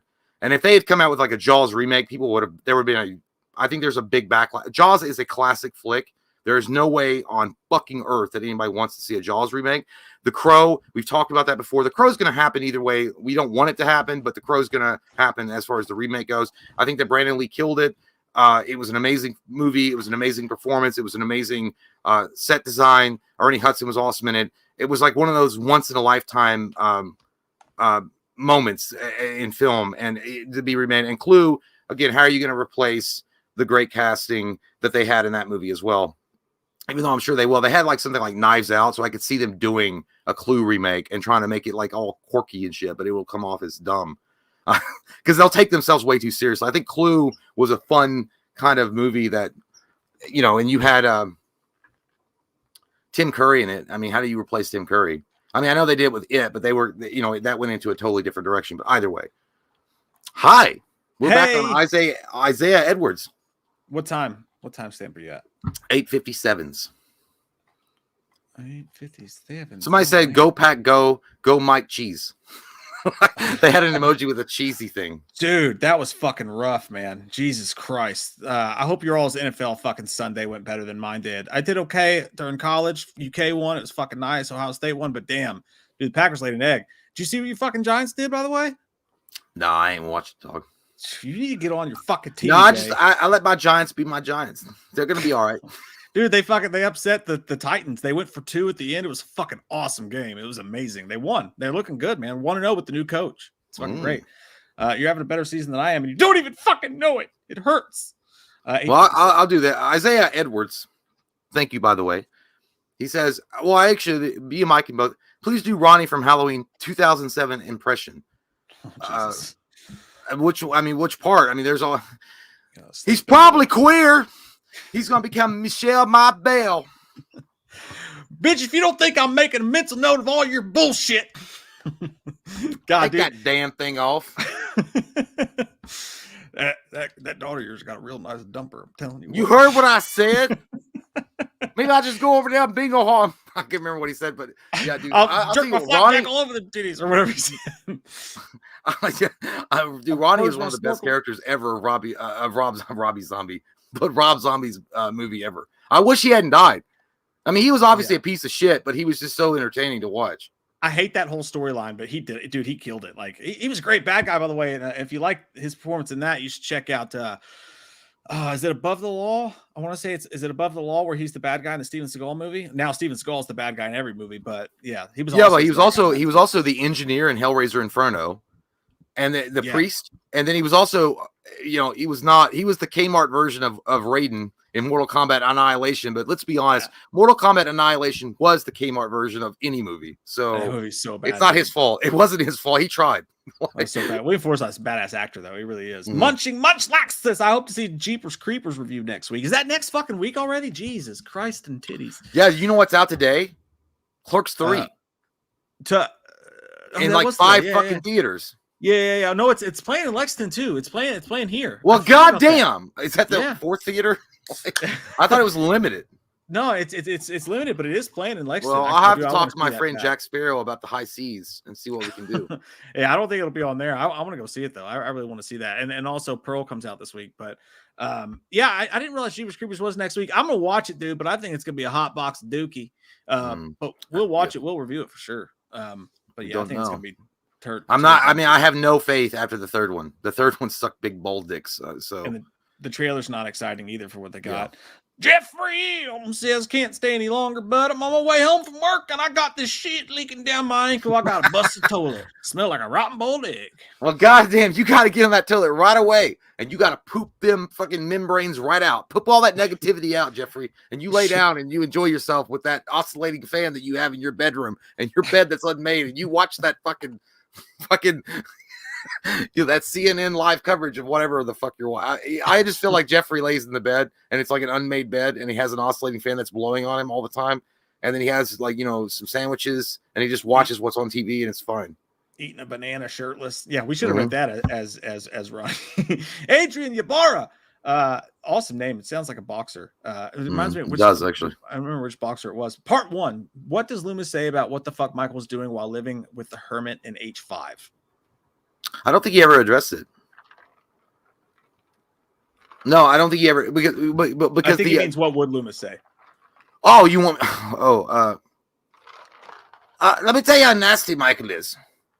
Michael would rather live with a goddamn river rat that probably smells like unwashed skunk, which skunks are always unwashed.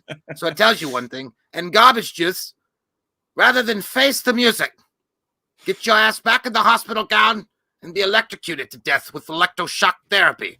Nope, he'd rather go hang out in the sewer and the goddamn river and smell like goddamn wild. You know what? Michael's a piece of shit. I hate him so much. I just do. You know what? He smelled so bad his mask changed. That's how bad he smelled. Part 2, better potential sequel, Babadook 2 or Dead Silence 2? Fuck, I don't know. I don't want either, bro. I will take Babadook 2 because, I mean, hopefully they wouldn't cast the most annoying fucking kid in cinema ever again. That's true. At least if they did a Babadook 2, that kid wouldn't be around. Hopefully. Well, he'd be grown because they were caretakers of it at the end. Yeah, neither of us fans of Dead Silence at all. Do love Ryan Quanten. Did not think that was a good movie whatsoever. I will take Babadook 2 for 200, Alex. Mr. Booth says Michael's going to be bleeping when everyone's going to die. Boom, the end. He lives on to lurk and breathe and stalk in the shadows because he's a ghost. How it should be, at least. I think Michael should win, but I don't want to make him a ghost, Jim. I don't know. I'm a YouTuber, not a paranormal investigator, Jim. Yeah, look, I mean, if you're going to go by Halloween lore, I guess technically he was a ghost by at least by you get to the 4th movie or the 5th movie. He is like, he's supernatural as fuck.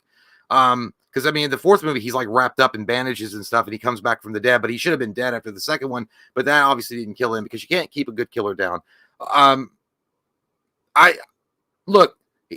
I'm always going to root for Michael to win, and I want him to win. But let's be honest, he's not going. I mean, it's like when you see Rocky 1, Rocky strives so hard to get there, and he just wanted to go the distance. And you want the Italian Stallion to come out on top, but it takes the sequel for that to happen. But in the first movie, you're like, fuck, man, I want him to win, but he's not going to.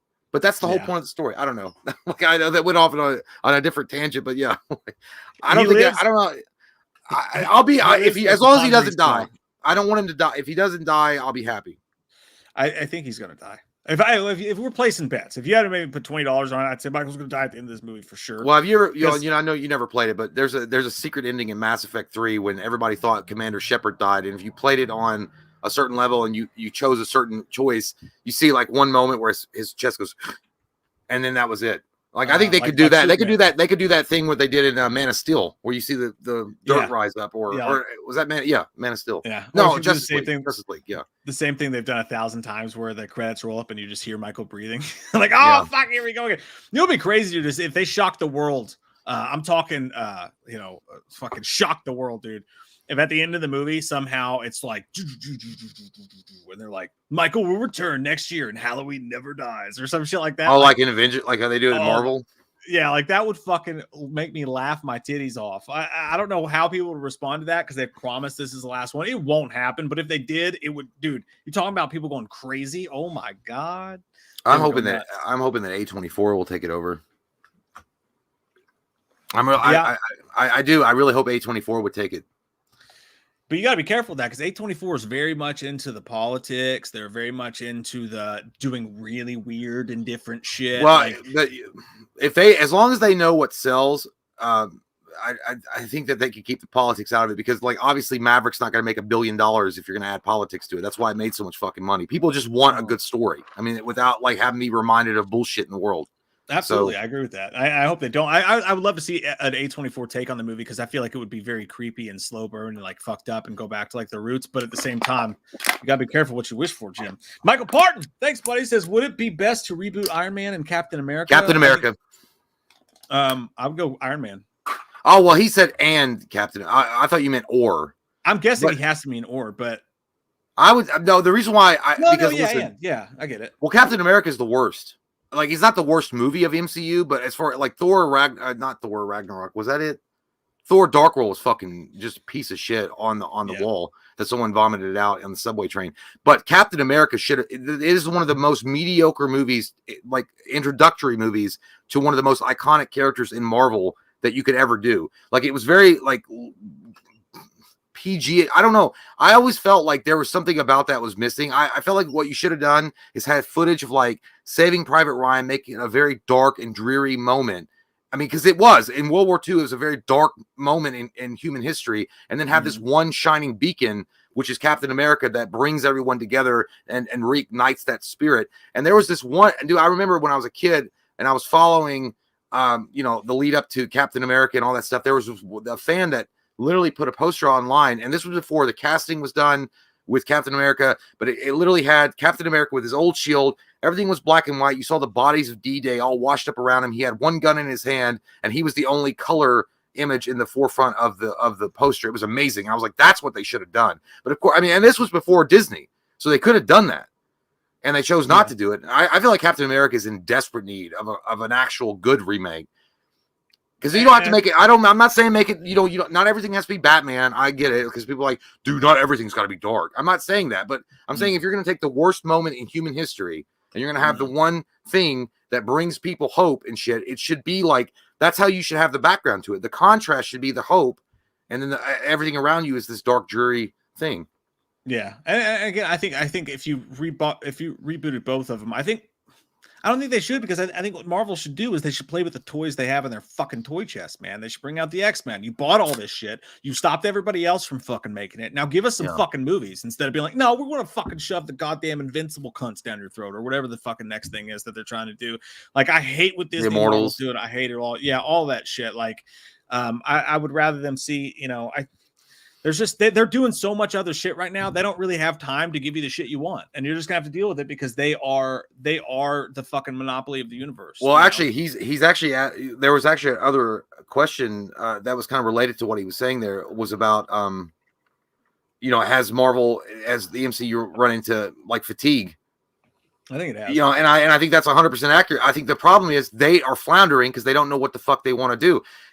Any smart person would have said the first thing we're going to do after we acquired the rights of X-Men and Fantastic Four is to put X-Men in the fucking universe and either use that to tell the Onslaught story, so he should be the next big baddie for Phase 4, or Galactus with Fantastic Four and the Silver Surfer introduction. That's all you got to do, and you would have had, like, it would have been moneymaker, like it would have been huge. But I don't even know who the big baddie is. Is it going to be Kang the Conqueror from the Loki show? But you've not done anything with him. Where's he at in the post-credit sequences? Yeah, I don't like what they're doing for sure, man. I'm not a fan right now. Frankenstein Studio! Thank you, buddy. He says, how do you whip it, sucking, fucking wipe it, white out, huffing mofos feel about New Strangers trilogy being a remake instead of sequels and Rennie Harlan directing? I was down for a supernatural angle, but I'm still stoked. I will jump in at this point to the news because that is a news story we had in honor of your super chat, Frankenstein Studio, and we're almost caught with super chats. Well, we will get to your all super chats as we go through, but for right now, let's jump into that news story because it's a crazy one, John. For sure. Let's see here. I'm going to pull up the whole story and we'll go through it piece by piece because there's a lot to it. There's a lot more to it than we thought. Let's see here. So, all right. The Strangers, the big headline is that we knew the Strangers were coming back, and we knew that it was possibly going to be a trilogy.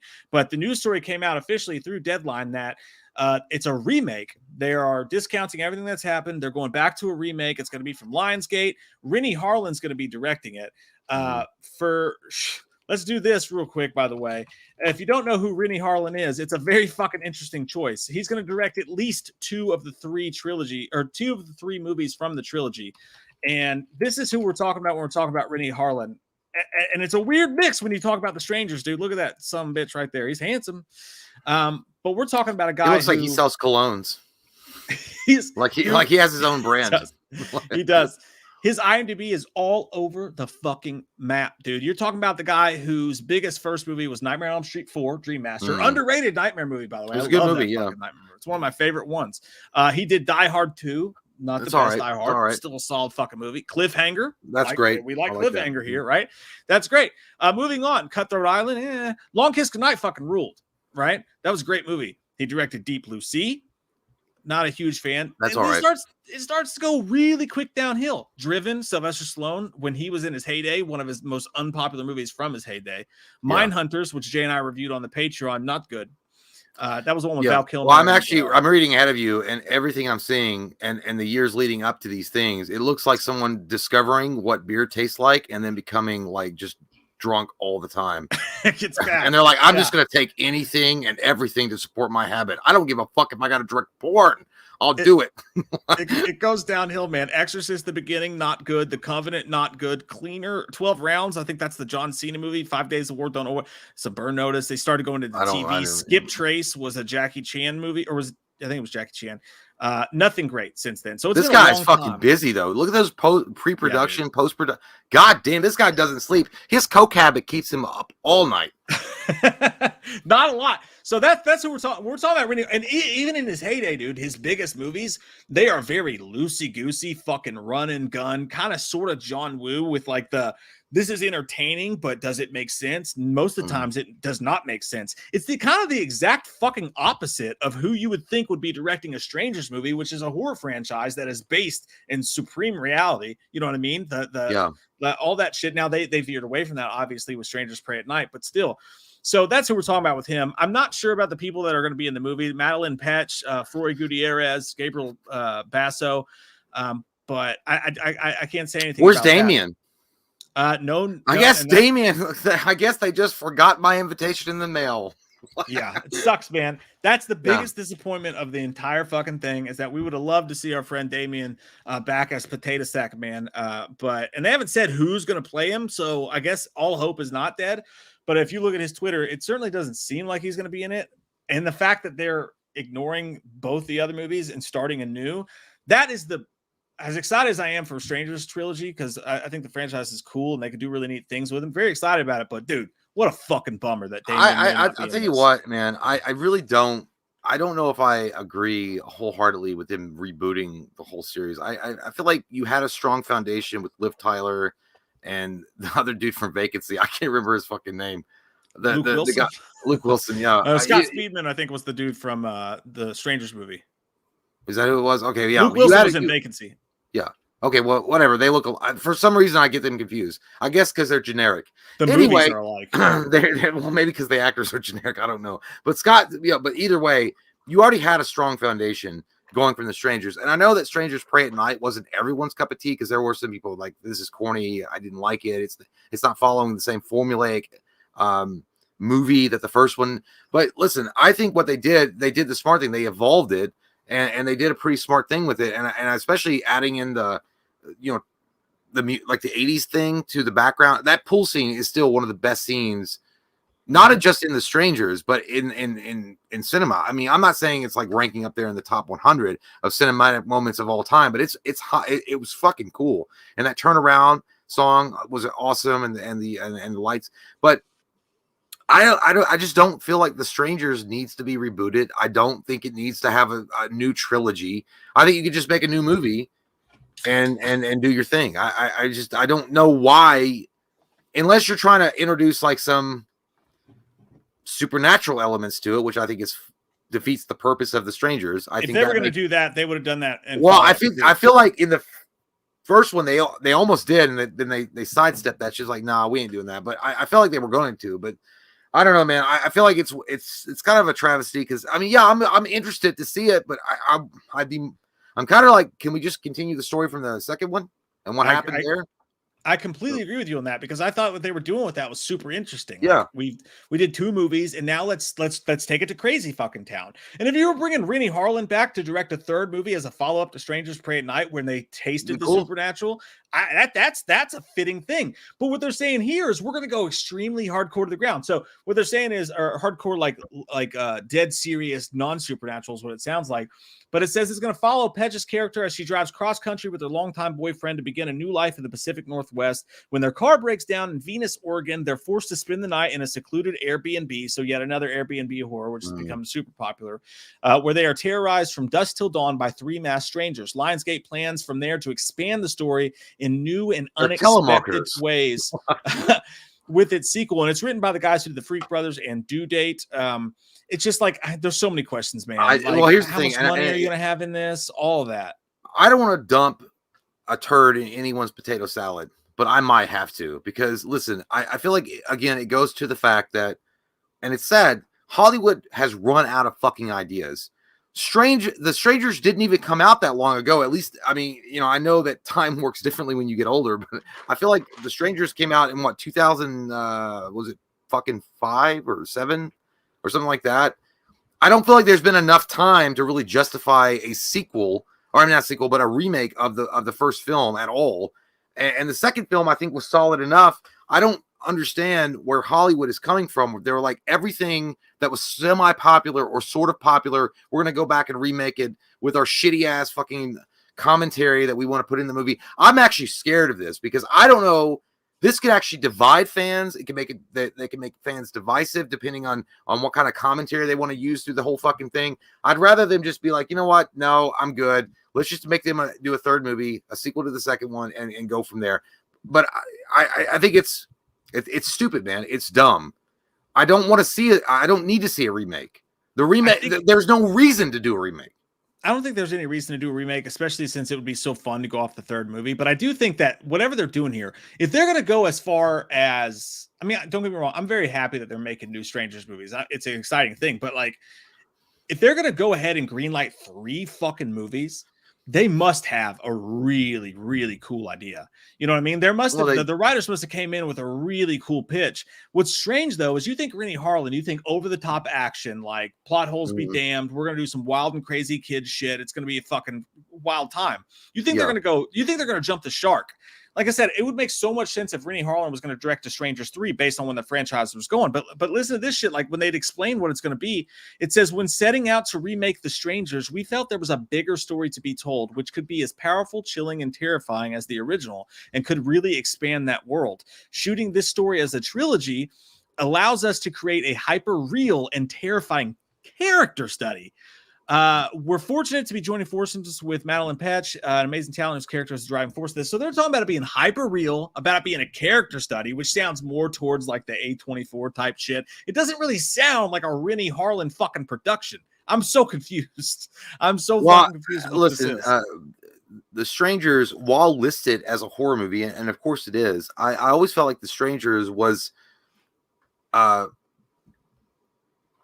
psychological horror at its height when it came out, because it was literally, there was no ghosts, there was no like potentially supernatural being. It was just weird fucked up people that got a kick, or like maybe it was their fetish to terrorize people, and they got a boner when they got to terrorize people, and they killed them ultimately. I mean, it was kind of sick, and it was, well, not kind of, it was sick, and it was different, it was weird, but it was unique.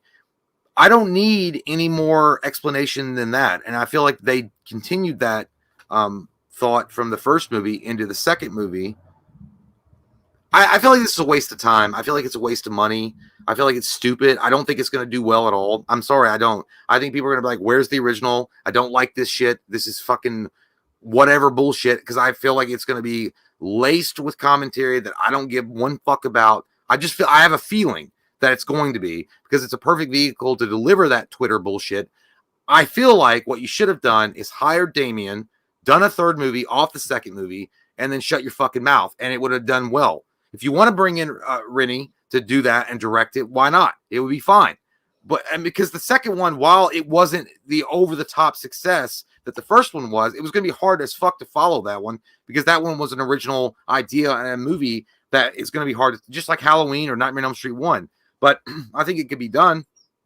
This remake, this whole thing that's going through Hollywood is so disheartening, man, because it's like you guys are coming up with nothing.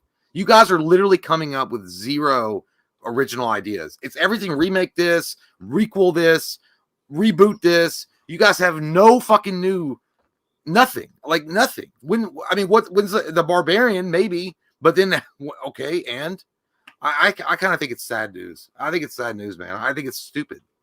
I don't even know. I'm 100%. I'm excited that they're going to do 3 Strangers movies. I know that, but I'm also just like, I'm just, it's so weird. Like you're gonna do a really grounded in reality thing, and then you're like Rennie Harlan. Like Rennie Harlan is the thing that confuses me the fucking most. I don't know. We'll see what happens. Maybe Bruce Willis will be behind the potato sack mask. He's like, Guppers. He's like, yippee-ki-yay, motherfucker. Why are you doing this? Hans Bubby, why are you doing this? Bubba Gupper, what's up, dude? Says, yo, Lumi, who would win in a fight, Jason or Michael? Jason would come stop him back to Haddonfield. Problem solved. Jeffrey M says, phew, that was a clunker clogger. Do not use my toilet. Do not. I don't plan on Jeffrey, if I was at your house and you're like, I'm gonna use the little ladies' room. I'll be back in a minute. I was like, I'm not gonna use a toilet tonight. Because I'm sure you left enough fucking gold to fill Fort Knox with your turds. Beep bop boop says, how different would DC be if Ledger didn't die? I don't think it would be much different, honestly. I mean, Ledger was probably, he's the kind of actor, he wasn't going to sign on for 12 sequels or anything. I mean, I think he would have come back. I think he would have come back, and I think that was originally probably the plan, if I remember correctly. But like, I don't think DC would be any different. I think they'd be in the exact same shoes they're in right now. Well, the thing about who's the guy that directed Batman? Christopher Nolan.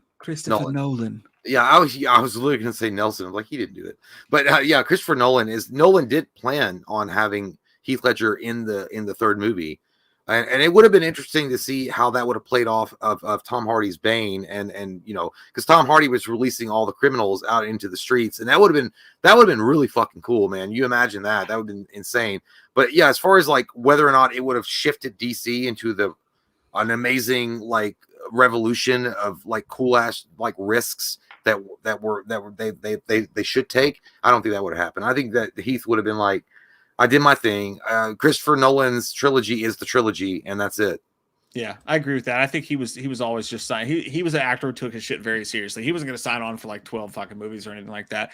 Will, what's up, dude? Says, guys, William Forsythe and James Remar are not the same guy. Y'all kill me every time you talk about either.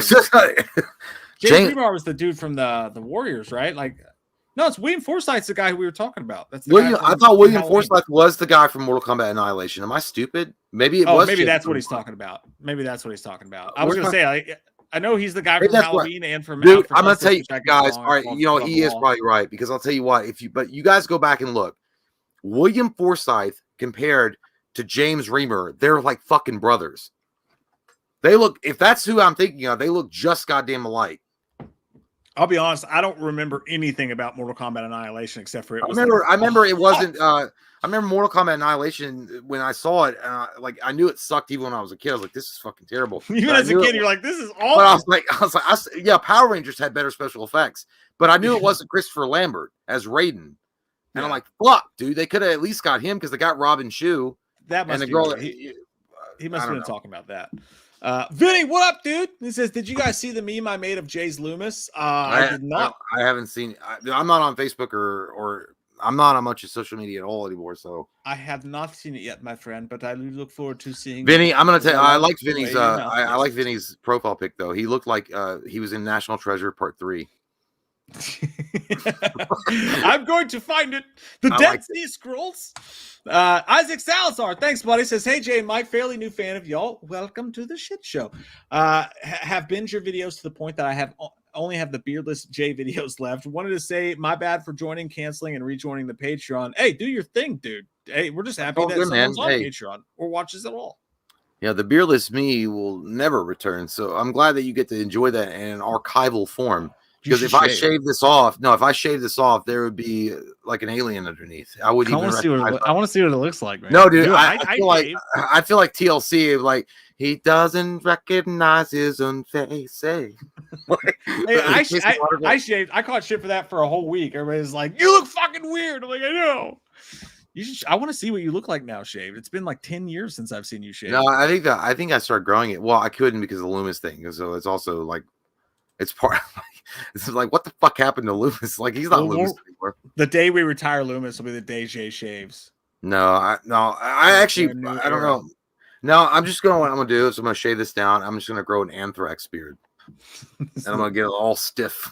Now that I could do, dude. This shit grows. I could actually grow that beard. I can't grow anything. We gotta grow it off the chin, and you gotta make that shit like fucking. Yeah, he's got a badass beard. I like that. That's cool. I can fucking do. Connor X says that hermit probably did things to Michael. He probably diddled him a couple times. Dude, there's no way that he did not do that. Yeah, he was laying completely motionless for like however much time, and that was an old hermit guy. He probably was like, I wonder if he's got a wiener. And he had to wash him at some point, I'm sure. Yeah, he's got to clean him, right? I'm just cleaning you. I'm just cleaning it. Calm down. That's why Michael killed him when he woke up. Michael Park, thanks, buddy. He says it's weird they're making unnecessary planned trilogies to great movies. They are doing the same with The Exorcist without Linda Blair, which I hate. I agree. Don't think Linda Blair's neck is at all necessary though for an Exorcist movie. I just think that she was a person who that happened to. I don't think that it's not like doing a Halloween without Michael Myers. Like Captain Howdy is the star of that show for me. But I would also be happy to watch a Halloween movie without Jamie Lee Curtis in it too. So Linda Blair's not. I don't need her at all in the Exorcist series. Well, Captain Howdy was just the demon. Linda Blair made that performance stand out. She was amazing, but you can't. I think I know what he's saying though. Yeah, I get what you're saying though. Without Linda Blair, look, The Exorcist is like, dude, 100%. We've talked about this before. The scariest movie of all fucking time. It's the scariest movie of all goddamn time, and it still holds up today. And it was filmed incredible. And I'm not even talking about the fact that it was one of the most horrific cinematic experiences, period. Whether you watched it in the movie theater or you watched it on DVD, it still translates and does an amazing job. But that's beside. It was also acted fucking incredible, and it was shot in such a way that it really pulled the audience in. But Linda Blair, as far as I agree with you, man. I don't think The Exorcist should be remade. If you're going to do the whole fucking thing, the real story was based on a boy in Germany or whatever. It's fucking dumb. It's kind of stupid. It's like, The Exorcist is so classic. It doesn't need to be. Okay, so the next is going to be the Shining remake, right? We'll just get a guy that's not Jack Nicholson because people will forget about Jack Nicholson, right? That's what I mean. So, yeah, I agree with what you're saying. Like, Jack Nicholson is there. Of course, Jack Torrance is a character in a Stephen King book, but without Nicholson to really bring that character alive, would you give a fuck? Probably not.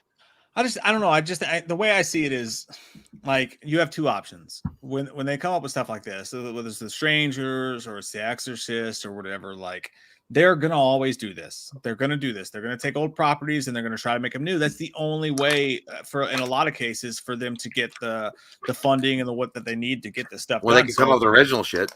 Yeah, they could, but nobody fucking watches it. Like, look at how many fucking straight to VOD horror movies come out. You have to write good original shit. There are cases like Barbarian that do well and stuff like that. But for me, when something's announced, like I like original stuff more than anything else too. But when something's announced, I feel like you have two choices. You could go, fuck this, I hate it, it's gonna fucking blow, or you can go, hey, it's coming out, I'm gonna watch it.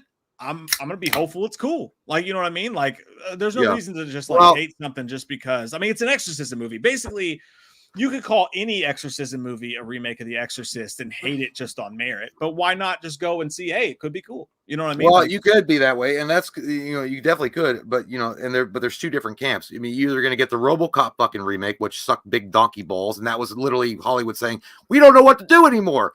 Or you can have the Judge Dredd remake, which actually was amazing. Dredd with Carl Urban. Evil Dead. You could have said the same thing about Evil Dead. But we did shit on Evil Dead, and it took a couple of years for us to come around to Evil Dead. But again, we were missing Ash. But again, yeah, who knows, man? I feel like personally, I understand what you're saying about Linda Blair, but Yeah, I don't know, man. That would be that's another movie for me. I don't know if it should be remade. It's so fucking perfect the way that it is.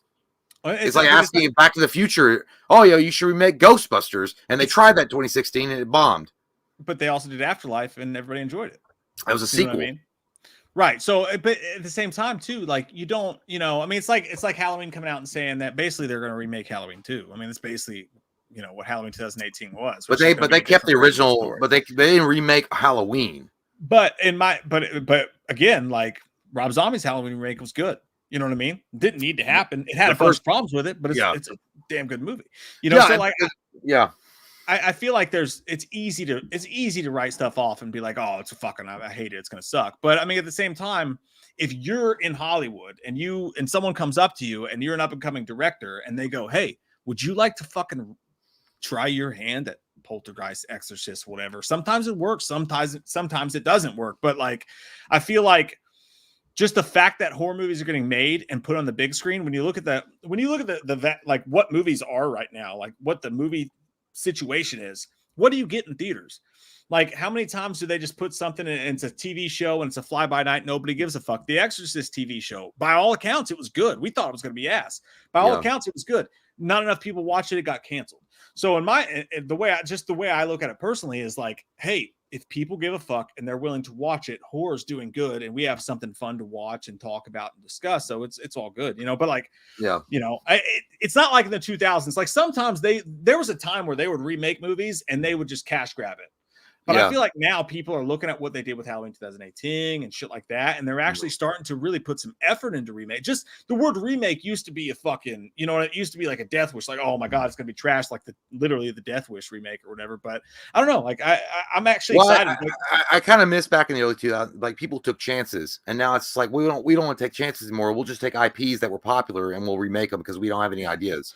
So take fucking chances. Take chances, man. Like, I mean, yeah, it's not going to stick and you may not make your money back, but at the same time, it could be the next fucking big Michael Myers. It could be the next Freddy Krueger. You fucking know. What if you didn't take a chance on Wes Craven's Nightmare on Elm Street? What if you didn't take a chance on Michael Myers? Take a fucking chance, man. Take a leap.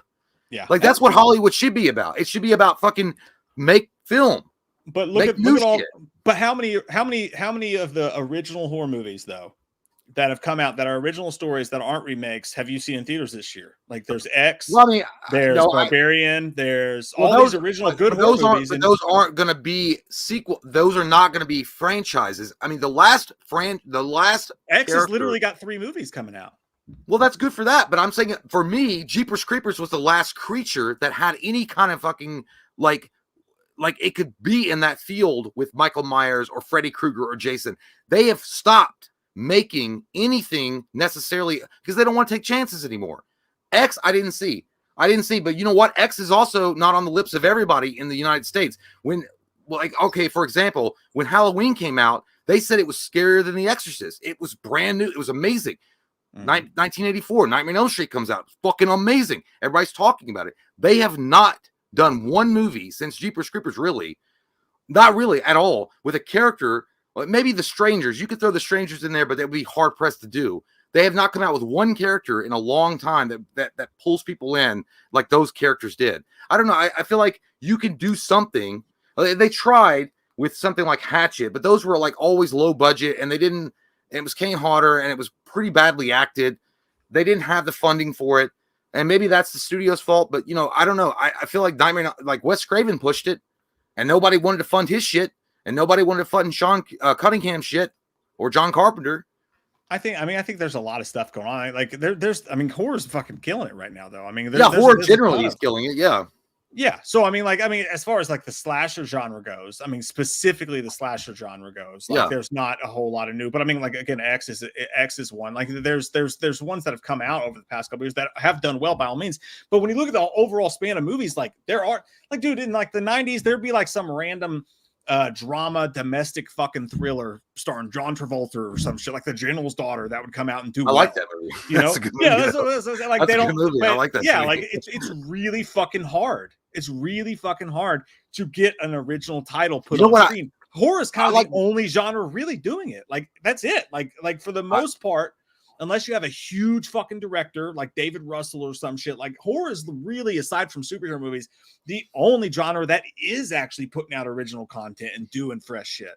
They are doing it in the lore, but in serial killer, and as far as that kind of go, or slashers, not so much. But I will say, I like Malignant. I thought Malignant should have had a sequel. Dude, Lights Out could have been a slasher movie, and they never fucking did anything with it. And I was like, you guys had potential right there. You guys had potential, and you said fuck Pony Smasher. I'm not. Even though it's supposed to be Lights Out 2, supposedly in works, so we'll see. Right. Well, he got the whole what do you call it, the Shazam franchise. So he's like, I'm making. Well, no, he's done good. I mean, good for him. But that Lights Out thing is still sitting there. Yeah. But yeah, it's weird, man. I see what you're saying. I do see what you're saying. Would you ever consider though? Let me ask you a question. Would you ever consider the Ring Girl or Grudge Girl part of the slasher flicks? I mean, it's hard to say that they would. I think it's a specific their characters. It's its own genre. It's its own genre. Like, yeah, the whole movement was its own genre in horror. That was a time capsule of horror, and you know that changed things, kind of like Scream did. Not in the same sense, but sort of. Howard says Mike and Jay should do the teenage dirtbag throwback. That would be that'd be a great skit. You remember I'm just a teenage dirtbag, baby. Yeah, I like just wouldn't we just be dressing like we are? It's just not like the normal. With me, ooh, fudge cakes, dude. I fucking love fudge rounds. That to me is the best little dad. By the way, you got to snack cake out there. Like, I'm just a teenage dirtbag baby. By the way, I never understood how that guy got super famous by like singing through his nasal cord. Well, that's why they only had one song. Yeah, I guarantee it. Fudge Cake says, longtime viewer, first ever donation. Thank you very much, my friend. Thank you, son. Let's hope Halloween Ends kills it and completes the trilogy as a whole. I hope Michael Myers wins, but won't be disappointed if Laurie wins or they both die. Yeah, I have very low expectations Michael Myers is going to win. I just think it'd be kind of cool if he did, you know? I think I'm going to go with you on they both die. I feel like that's the wrap up that Blumhouse wants to do. And again, I've talked about it from the beginning. I've said I think that would be an amazing way to go, because again, it's Van Helsing going down with Dracula, the monster that he's hunted all of his life, and I feel like that's an appropriate end to the Laurie Strode, Michael Myers saga. You know, she takes down the beast and he takes down her. I mean, that's the way it should be, because that's the heroic ending. But we'll see. Recently, she said it was going to be a tragic, violent ending. So tragic tells me people are going to die. It's not going to be a happy ending. She's not going to save Allison. She's not going to save Sheriff Hawkins. There could be everybody. Everybody fucking die in this bitch. Yeah, and also kill Michael. Like, there's going to be some hurt to still be had for sure. So she wouldn't have said tragic if she just meant only Michael dies and we all survive and we all live happily ever after. No way. So people going to die. It's going to be sad as fuck. But I do hope. No, go ahead. Look at the end of the original Halloween, like, right? Michael technically won. Laurie survived, but Michael fucking won. Like, they pan back to the grassy knoll and he's gone, and then they're panning back to shots through the house and you hear him breathing. Not only did he win, and that was John Carpenter's, by all intents and purposes, was going to be the only movie. John Carpenter had no plans for sequels. So in his movie, Laurie might have survived. Loomis might have survived, but Michael fucking won. He was going to haunt that city and the world, whether he actually showed up to kill or not, for the rest of eternity. And that's purposely why I think he did those shots back to the living room, back to the room, and you hear Michael breathing. It's the evil escaped. It's unstoppable. We don't understand it. We don't know how it survived, but it's here and it's queer. Stop by sometime for a beer. For sure. I mean, and I always will stop by for a beer because I'm not ashamed. But I will say, I don't think it's going to be Michael Myers like Ric Flair in the Royal Rumble in the early 90s. He's going to be the first one in and the last one after the 30-man beatdown. Like, you guys know what I'm talking about. Ric Flair survived in the early. He's like, woo! And he's like, got all the sweat on him. He's like, oh my God, I can't believe it. I don't think that Michael Myers is getting out of this one, but I think he takes down Laurie with him 100%.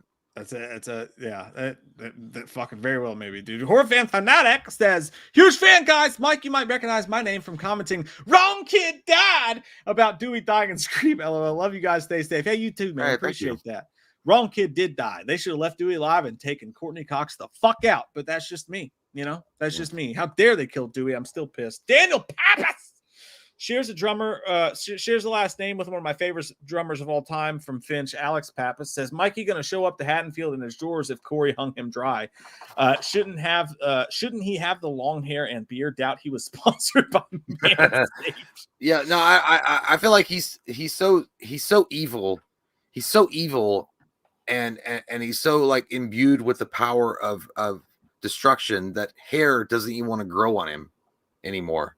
So that is weird. No, like he won't. His hair won't grow, or a beard won't grow because he's so fucking evil. That's well. So to be fair, James Jude Courtney's character, he was balding in the movie, right? We saw him from the back of his head. He did like myself, had a bald spot going on. But that's tough, dude, because like if you want to make it super realistic, and it's been 4 years, you don't want to have Michael Myers shaving, but you definitely don't want to go Rob Zombie Halloween 2 route. But if Michael shows up without a beard, you got to go, that motherfucker shaved. I'll be like, no, that motherfucker got alopecia. He got alopecia though. That's a great point. Holy fuck, man. Will says, oh, sorry, go ahead. No, I just think there's no way. Like, if he shows up with a long beard and long ass hair, he looks like Captain Ahab or fucking Blackbeard. They're gonna be like, this is dumb. But either that or he shaved. So it's strange. Like, Will says, X blue dogs for quarters, man. Hey, I thought X. I never saw it. I thought it was a little overrated and still gave it an 8. I think a lot of people fucking love it. I think the audience scores, the critic scores. I think blue dogs for quarters, man. You're definitely in the minority on that, Will. I thought it was a little overrated, but I don't think you can call it a bad movie. System Monitor says, loved X. Also surprised. No, Your Next sequel. Your Next kind of fucking. I liked the shit. I liked Your Next, man. That was a good movie. I would have watched the shit out of a sequel to that. Did they make a sequel to The Babysitter? I think they did. No. Yeah, they did. Yeah, they did. No, we reviewed it. Yeah. My favorite part, the favorite thing I took from my life from Your Next dude was that song in the beginning though. That dun dun dun yeah. How did it fucking go? Oh my god, I listened to it all the goddamn time and now I can't think about it. That song was awesome. But Your Next ruled. They should have done a sequel. It was a really good one. Frankenstein Studio. Hey, thanks, man. Appreciate it. It's quite generous of you. Says Werewolf by Night looks cool, but Marvel not doing X-Men, Wolverine, Silver Surfer, Ghost Rider, or Punisher, nerfing Daredevil and Blade, having no date for Deadpool. Dude, speak the fucking truth on this mountaintop, but making Captain Falcon and B-list characters is wild to me. Yup. Frankenstein Studio, come on down because you just came alive with facts and just shocked everyone's wieners with truth. Jesus Christ, he's so correct. Yeah, man, I don't get it at all. Like again, going back to what I said, they acquired the rights. They now have the rights to push X-Men, to push Wolverine, to push Silver Surfer, to push Ghost Rider, Punisher, fucking Fantastic Four, and they choose, no, man, I'm gonna do some CGI shit with She-Hulk. Fuck it. You guys are lost as fuck without a compass, and your wieners are small. I cannot believe that there is a marketing team and there is a creative team behind this madness. They're like, it's going to make sense in the end. Like, no, man, you're drunk.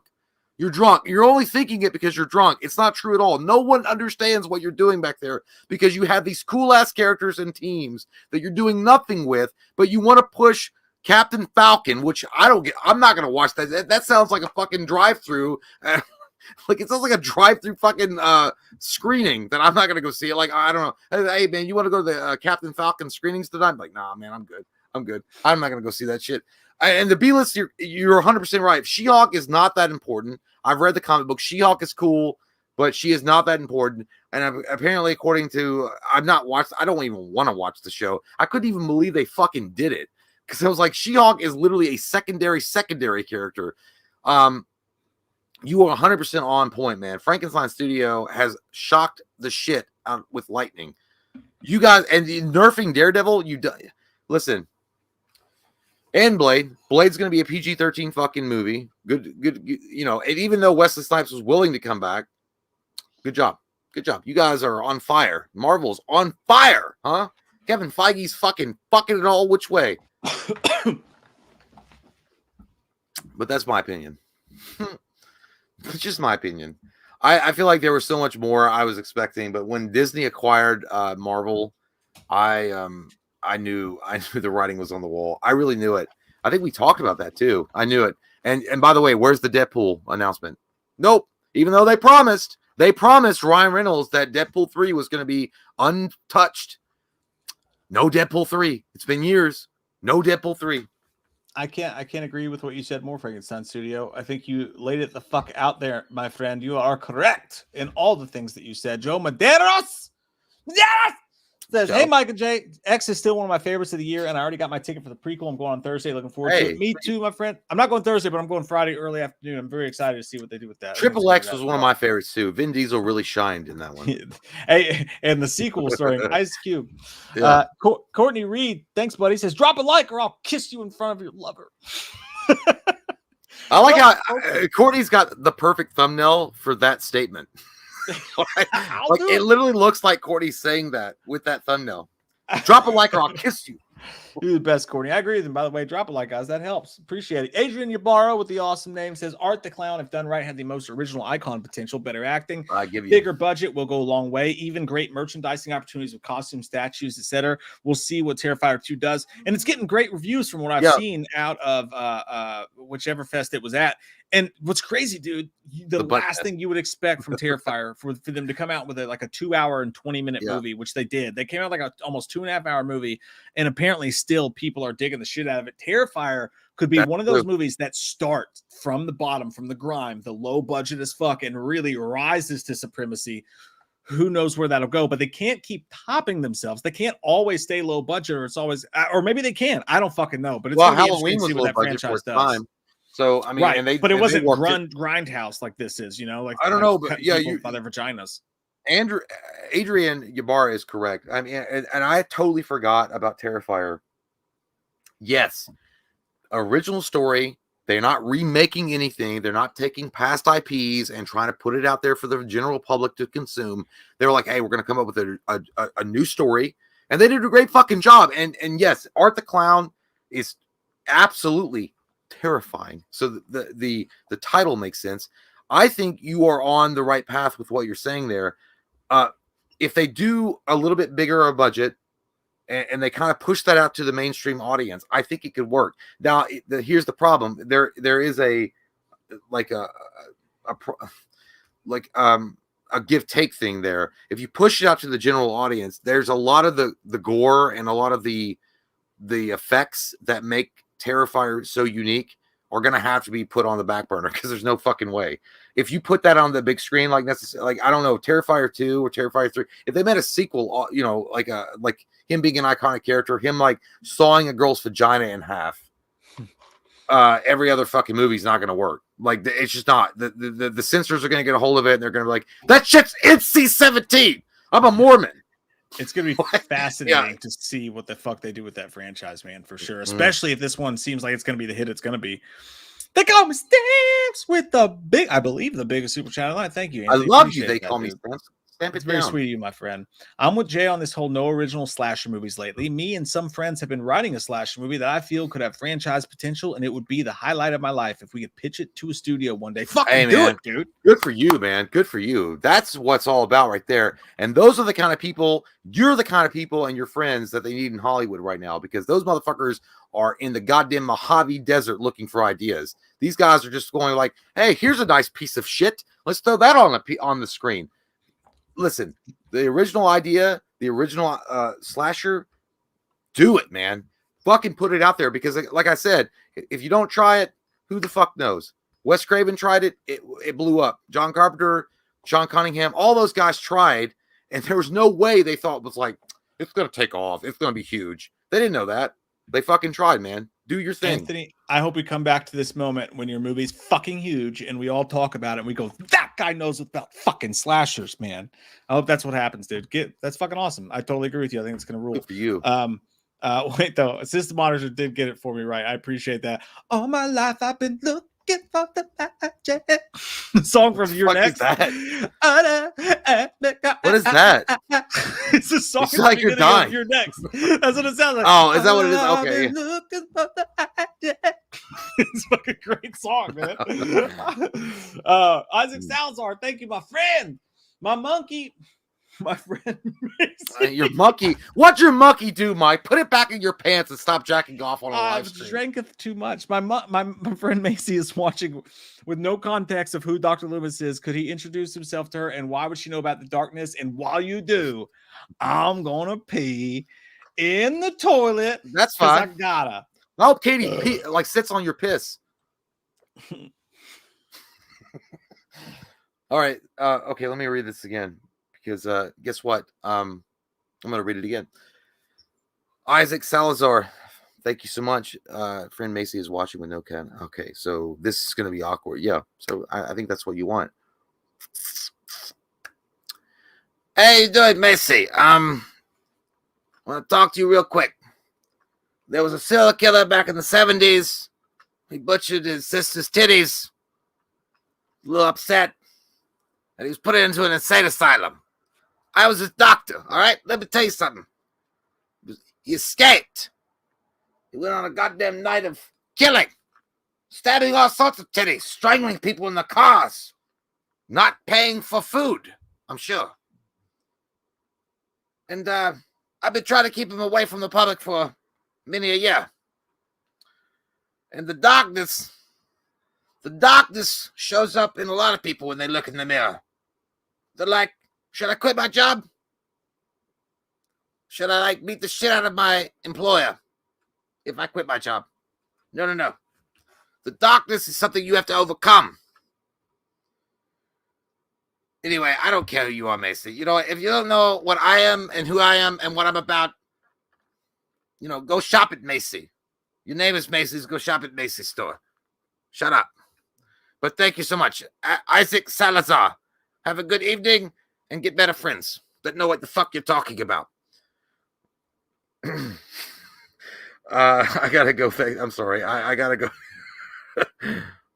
Okay, so it was Courtney. I think okay, so cool.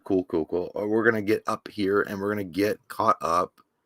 So Frankenstein Studio, thank you so much. I can't make it all fancy, the way that Mike has done with Salazar there. But I just want to see Jay go off about Marvel. Agree 100% though. Fingers crossed they put Wesley Snipes in Secret Wars, but I doubt it. Yeah, man, I have a lot. Even that going off was tame because I could rant and rave about the direction that Marvel has gone for a long time because I just feel like it's just become a mockery of so many great stories and it's a cash grab cow, and they're just literally telling you, hey, look, we have this really cool dildo. Why don't you bend over and let us put it in your butt? Anyway, Michael, thank you so much again. Michael's been on fire tonight, by the way. Love you, Michael. Thank you. As Terrified would have been branded as a video nasty. Yeah, you are probably correct. And I don't know why, but I used to work at a video store, and video nasty sounds like something that would be in the porn room. It's under video nasty because we had all sorts of categories. It was like, lesbian, gay, and then there was like exotic, and then there was like something called gonzo, which I didn't know the fuck that was. I thought that was a character on Sesame Street, but apparently it's a porn thing. But yeah, it would have been called video nasty on the porn. Like, that's even worse than I thought. But yeah, you're absolutely right, Michael. It would have probably just called video nasty. So I think we're done there. And by the way, thank you guys so much for your super chats. Thank you guys so much for supporting. We love you guys. And wouldn't be here without you guys. And it really is awesome. I love talking to you dudes and dudettes. That's what she said. Mike is holding his dick right now. Yes, he is. And what a find it's been. Tweezers and a magnifying glass took a while. But Vanderhoff66FU says, what up, Jay? What up? Ken13, go home, Dismay. You're drunk. That's how I feel anymore when the announcements come. I'm the same way. King, there's a lot of hate here. King Chindle says Disney needs to go away. Listen, I'll tell you what, when Disney bought Marvel, I was like, oh, cool. It's going to be a lot more influx of money. They're going to have a giant studio. They're going to be able to do a lot more. But yeah, man, it's just become, par for the course. I mean, it's Disney, so of course they're not going to tell those stories. And there's so many great stories in Marvel. Like, don't get me wrong, there's so many awesome stories that can be told, but they're not going to be told within the context of Disney. They're just not, unfortunately. Michael says, "Love you, Jay." Mike, I love you, man. Mike Stitch says, "Stack Junior." Don't know what that means. Resident Dr. Evil says, "So being married, there's no way that is." Oh, so being married, there's no way that is actually Jay's bedroom, right? Yes, this is where things happen. It is a bedroom. Well, it is a bedroom. I'm not going to tell you certain things. Okay, calm down, sir. Pat Bain says, Jay, you talk Loomis to your family? Fuck no. They wouldn't know who he is. Other than my brother, nobody in my family really knows who Dr. Loomis is. They don't watch the Halloween movies, so they would have no idea what the hell Red Fox is showing up in their red. Like, if I talked Loomis to my family, they'd be like, you're obviously drinking again. Yeah, it doesn't happen. But yeah, all the super chats are caught up. I gotta go pee though. All right, take out pee and enjoy it, my friend. Enjoy your time in the sun, Kalel, for they will follow you one day. Oh shit! Well, we're caught up on the super chats. What did I miss? What the fuck are we talking about, guys? Where are we? Who are we? Why are we? We still got Halloween stuff to talk about. I got the stories pulled up here. We'll get right into that as soon as Jay gets back for sure. Jay, we live in Kentucky, my friend. That's where we live. And I like it. You know, Kentucky's not a bad place. Gets a lot of bad raps, but if you live in the right places, it's a good place to live, man. It's not so fucking bad. It's not so bad at all. You know what's crazy, dude, is this fucking month coming up is going to be so badass. It's going to be so fucking awesome for horror movies, for all that shit. Think about it. Halloween ends, Hellraiser. They just announced Stranger. Said it's not going to come anytime soon, but there's so many fucking horror movies coming out. And if you guys have not gone to see Barbarian, I mean, go fucking see it. Don't look up anything about it. Just go watch that. That shit was awesome. Horror's in a good goddamn place. And I can't say this enough, but when you look at like the reality of movies and where we're at right now, horror is literally the only competition for like Marvel and the superhero movies and shit. It's the only thing that really gets the people going. You know, it's the only thing that's doing well in theaters, that you have some original stories. And just forgetting that, not just the theaters, but the stuff that comes to VOD constantly, the stuff that's going straight to streaming. There was Prey, there's the Hellraiser movie coming up, there's all that shit. It's fucking awesome, man. We're in a good place. We're in a good place. It's a great fucking time to be alive as a horror fan. It's just insane. And there's so much cool stuff that's going to be coming up.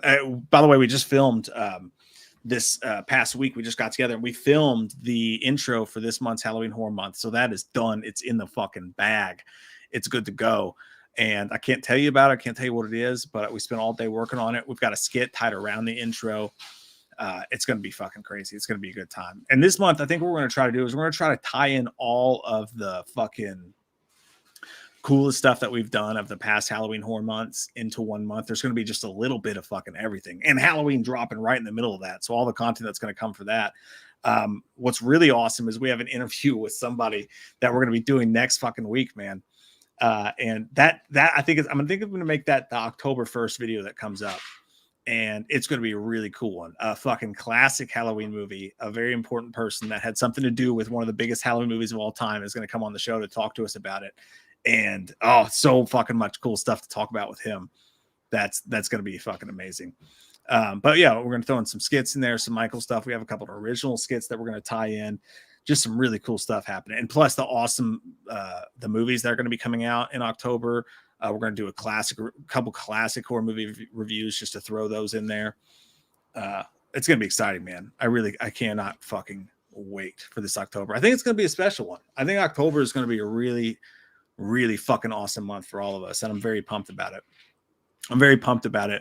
What do you guys think? Like, tell me in the chat, by the way, what do you guys think? What do you expect to rate Halloween Ends when it comes out? 0 to 10, just based on what you know. No spoilers, don't say anything that you know, but like your expectation level for your personal rating of what Halloween Ends is going to be, 1 to 10. What is it? It's not Rick Rosenthal, by the way. That's not the person. I have emailed Rick Rosenthal to try to get him to come on the show. Did not get a response. Did not. My personal, let's go with some of your all. So Tomo thinks it's going to be a 7 out of 10. Neil says 6. Jay says 10 out of 10. Big hopes for him. David says 7. Tawny 8. Ken says 5. Resident Evil says 5. Christopher says 7. I got an 8. 8.5 of what's the name. Michael says 8. 69 dudes for 3 sheets to the wind. Bacon says 4. Jay says 10 out of 10. 8. Lavonis 8. 7.5 for Fiery. Pat says 1 out of 10. Guaranteed. Dude, it's crazy because it's all over the place, right? Jeffrey says 9.5. Will says 7. Raider Lorian 6.5. Bad week for the Raiders too, by the way. My sympathies. I had a bad week too. Navardo says 666. But like, think about it. Like, it's so exciting. Like, I think I'll be the first to tell you, I thought Halloween Kills for me was going to be a 10 out of 10. From what we're hearing, when John Carpenter, who pisses and shits on everything like fucking R. Kelly, came out and said that Halloween Kills was the quintessential slasher, and the things we were hearing about it, all the deaths, all the kills, I'm like, dude, Halloween Kills is a 10. I'll be the first person to sit right here and tell you. I said it on the show 1,000 times. That movie's going to be a 10 out of 10. It was not. It was not a 10 out of 10. It was a good slasher movie to me, but it was definitely not a 10 out of 10. Nobody would call that movie perfect, I feel like. But Halloween Ends, I feel like we have no fucking idea, man. Like, it could be a fucking, for some people, it's obviously going to be a 2 or 3. Some people, it's going to be a 9, 10. But I think the general conception, like the general feel of that movie is so confusing how it's going to come out. We know it's going to piss people off. It's going to be different. It's going to be unlike anything we've ever seen. Could it shock people? Could the expectation of I think a lot of people have a very low expectation for Halloween Kills with all the crazy stuff we've heard about it being different. Could going into that as a mass audience with a very low expectation change how we all feel about the movie, where we all went with such high expectation for Kills? Could ends in this perfect expectation that they've laid up for us end in this being an amazingly received movie?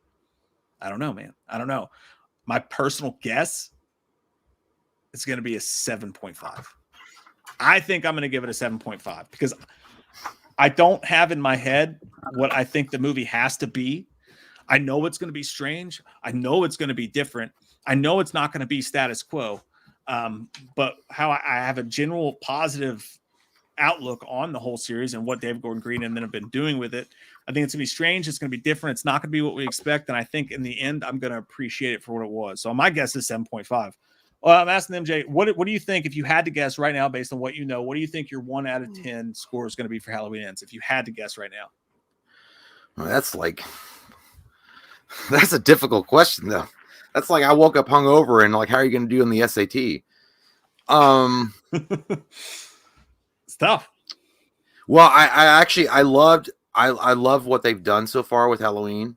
2018 was amazing. I liked Halloween Kills a lot more than a lot of people. I think Halloween Ends, if it ends in the way that I hope it ends, 8.5. Yours is higher than mine. Mine's a 7.5.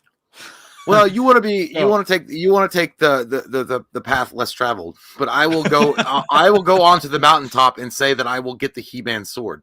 I hope to God you're right. I want it to be. I really do. I think, but because I look at it like it's ending, so now we have a new chapter to begin. And look, I didn't appreciate The Dark Knight Rises when it came out.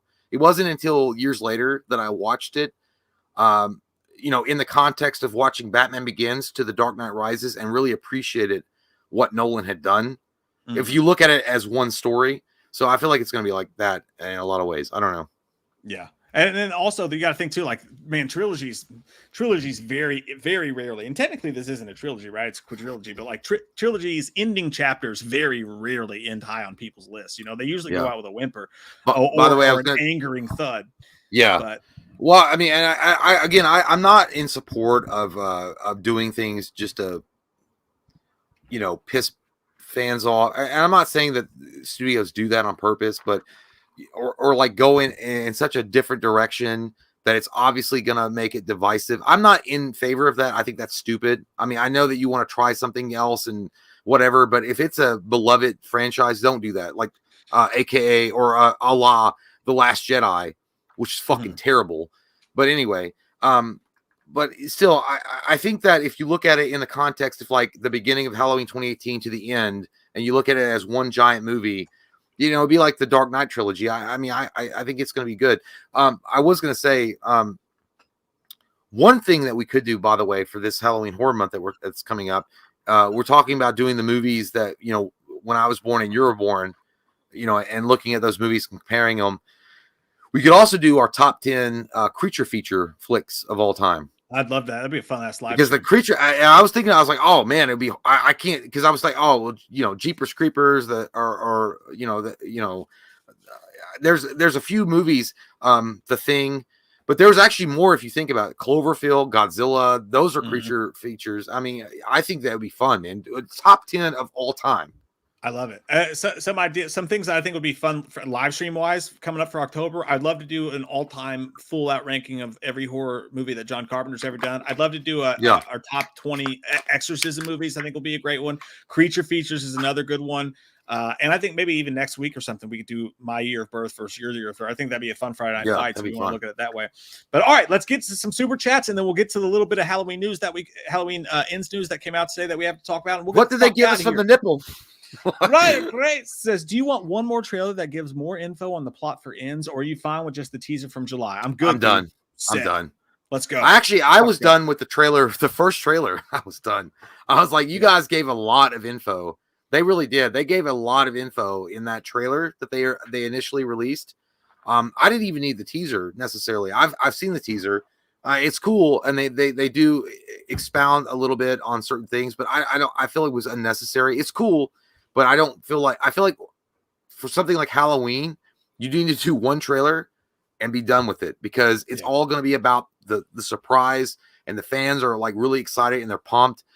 That's it. That's all you got to do. You just got to tickle the taint a little bit and let them go on their way. That's all you got to do. Yeah, I'm with you. If they did one more trailer that was like super creepy and slow and did not show much else, I'm down. But other than that, I'm good. Frankenstein Studio, thanks, buddy. Says, I'm not saying I want it, but horror being the main theater competition for superheroes right now, how do you think something like Freddy vs. Jason or Alien vs. Predator performed today with the mainstream audience? I think that is a stick in the spoke of the wheels of the horror universe right now. I think if you threw out something super ultra cheesy like that on a massive scale, it's going to take the whole genre down a point. Right now, horror's being looked at in a better light than it's ever been looked at before, I feel like, as far as like critics and like the everyday audience. I think if you did something like that right now, it'd be a horrible time to do it. Yeah, I agree. I think they worked, Freddy versus Jason worked when it came out, because at that point, let's be honest, Freddy was dead. I mean, I'm not talking about the movie, but the franchise was kind of like, we don't know what to do anymore. Jason was the same way. And they're like, all right, well, let's take these two mega properties and put them together and do something. And the same with Alien versus Predator, in my opinion. I feel like when you put iconic horror characters, like there was a potential idea for Michael Myers versus Pinhead.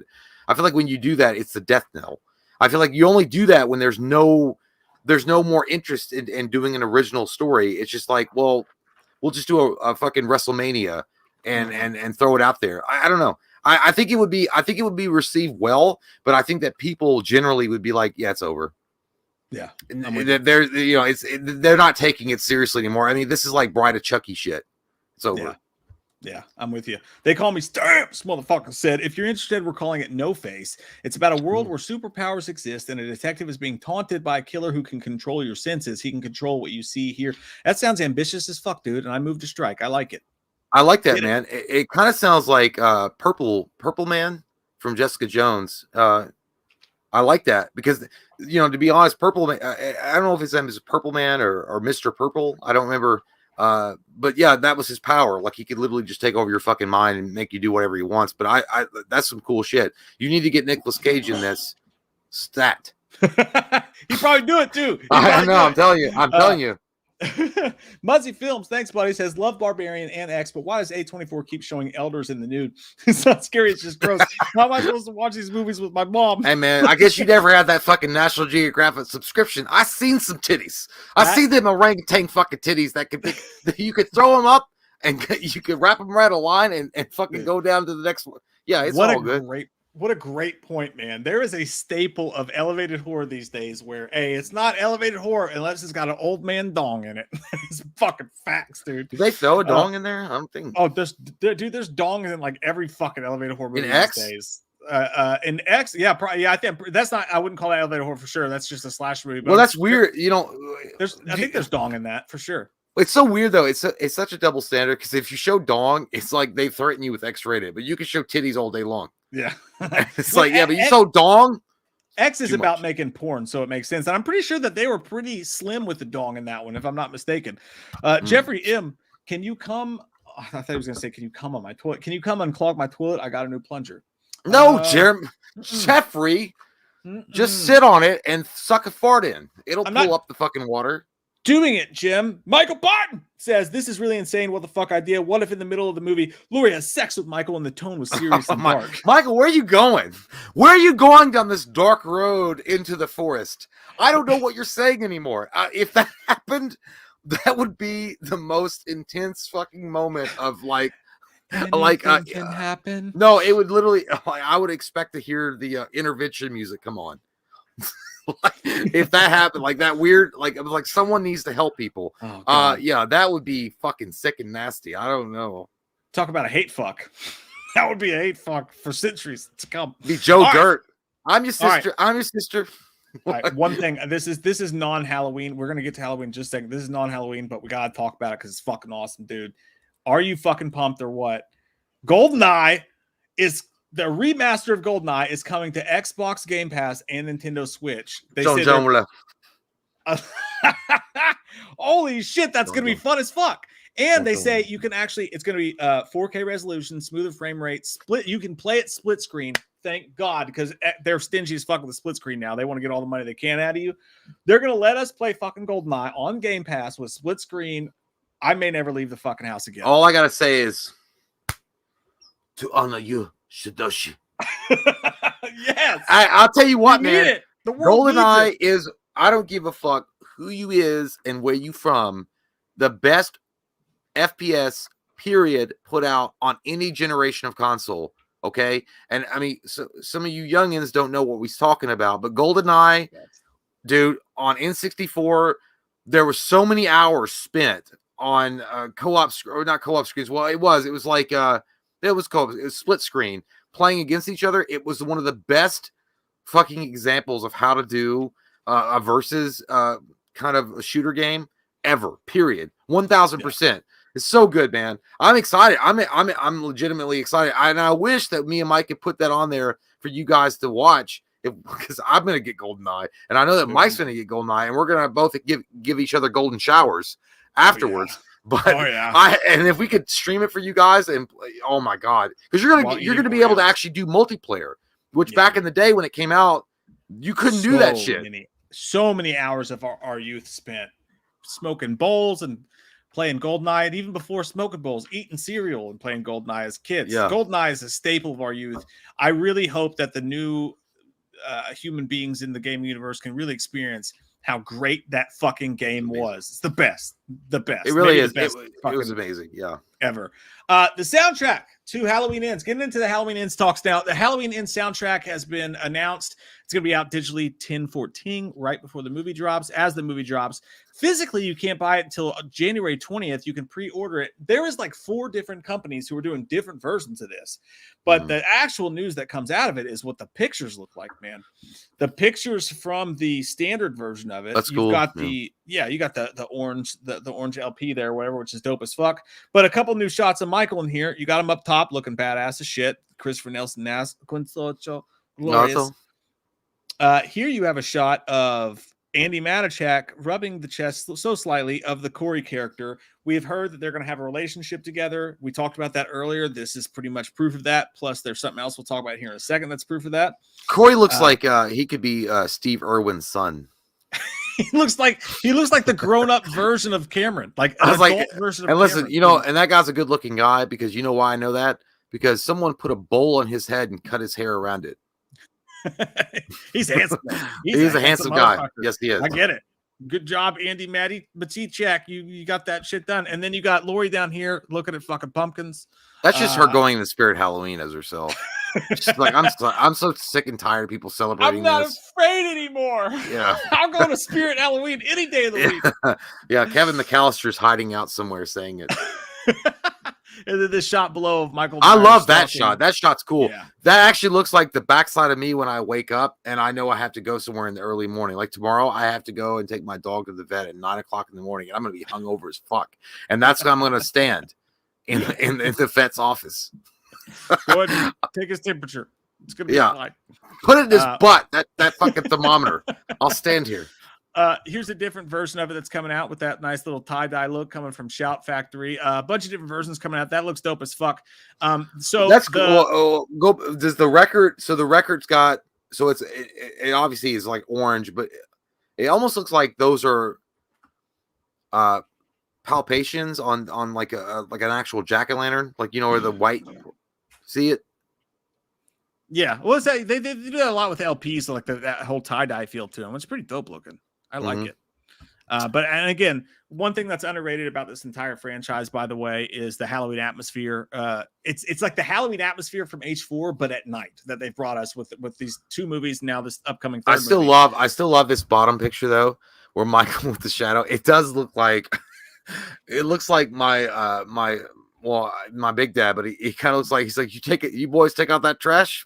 Like, it's like your dad waking up and asking you if you take out the trash yet. And that looks like Lori. It looks like Lori that he's stalking there, walking in front of the truck. Yeah. Again, it's one of those stupid fucking. Is that Michael? I feel like that's his car, though. I don't know. No, it's a truck. It's not the SUV. It does look like the station wagon. It's the same color, but it's like a Ford Ranger or some shit. But yeah, that's him stalking Lori. And again, is it Michael? Is it Corey? Who knows at this point? Or is it Jack Nicholson? Looking at the maze. Jack Torrance. But as far as speaking of the copycat shit, all the weird stuff, the stuff with Andy, the stuff with Corey, in Bloody Disgusting's article, they put out a whole press release about the different stuff that's going to be on there. And we were talking earlier about Boy Harsher, who, along with John Carpenter's score for the movie, Boy Harsher is a band who has a track that's going to be on it.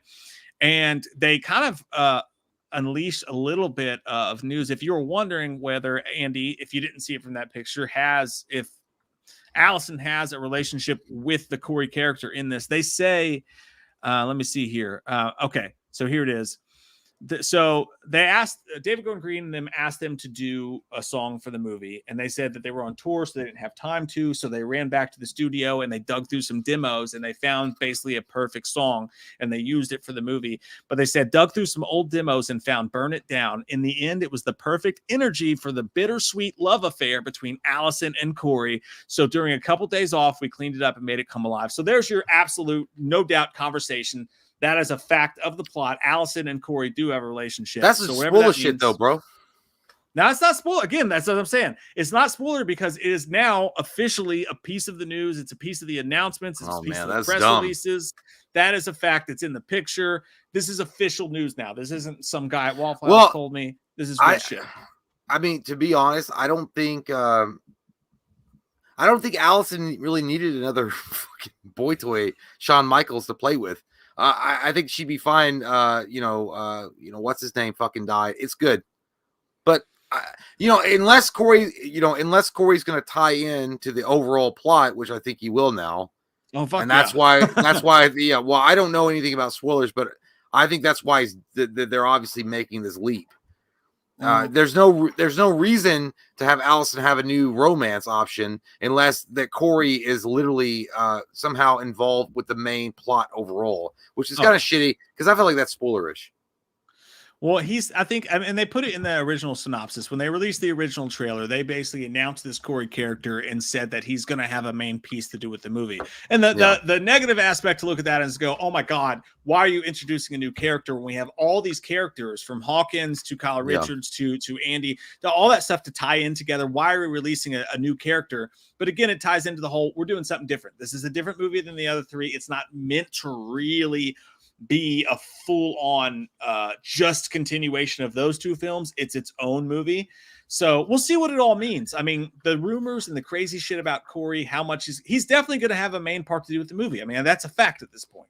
Dude, imagine how crazy it would be. I'm just saying, imagine this.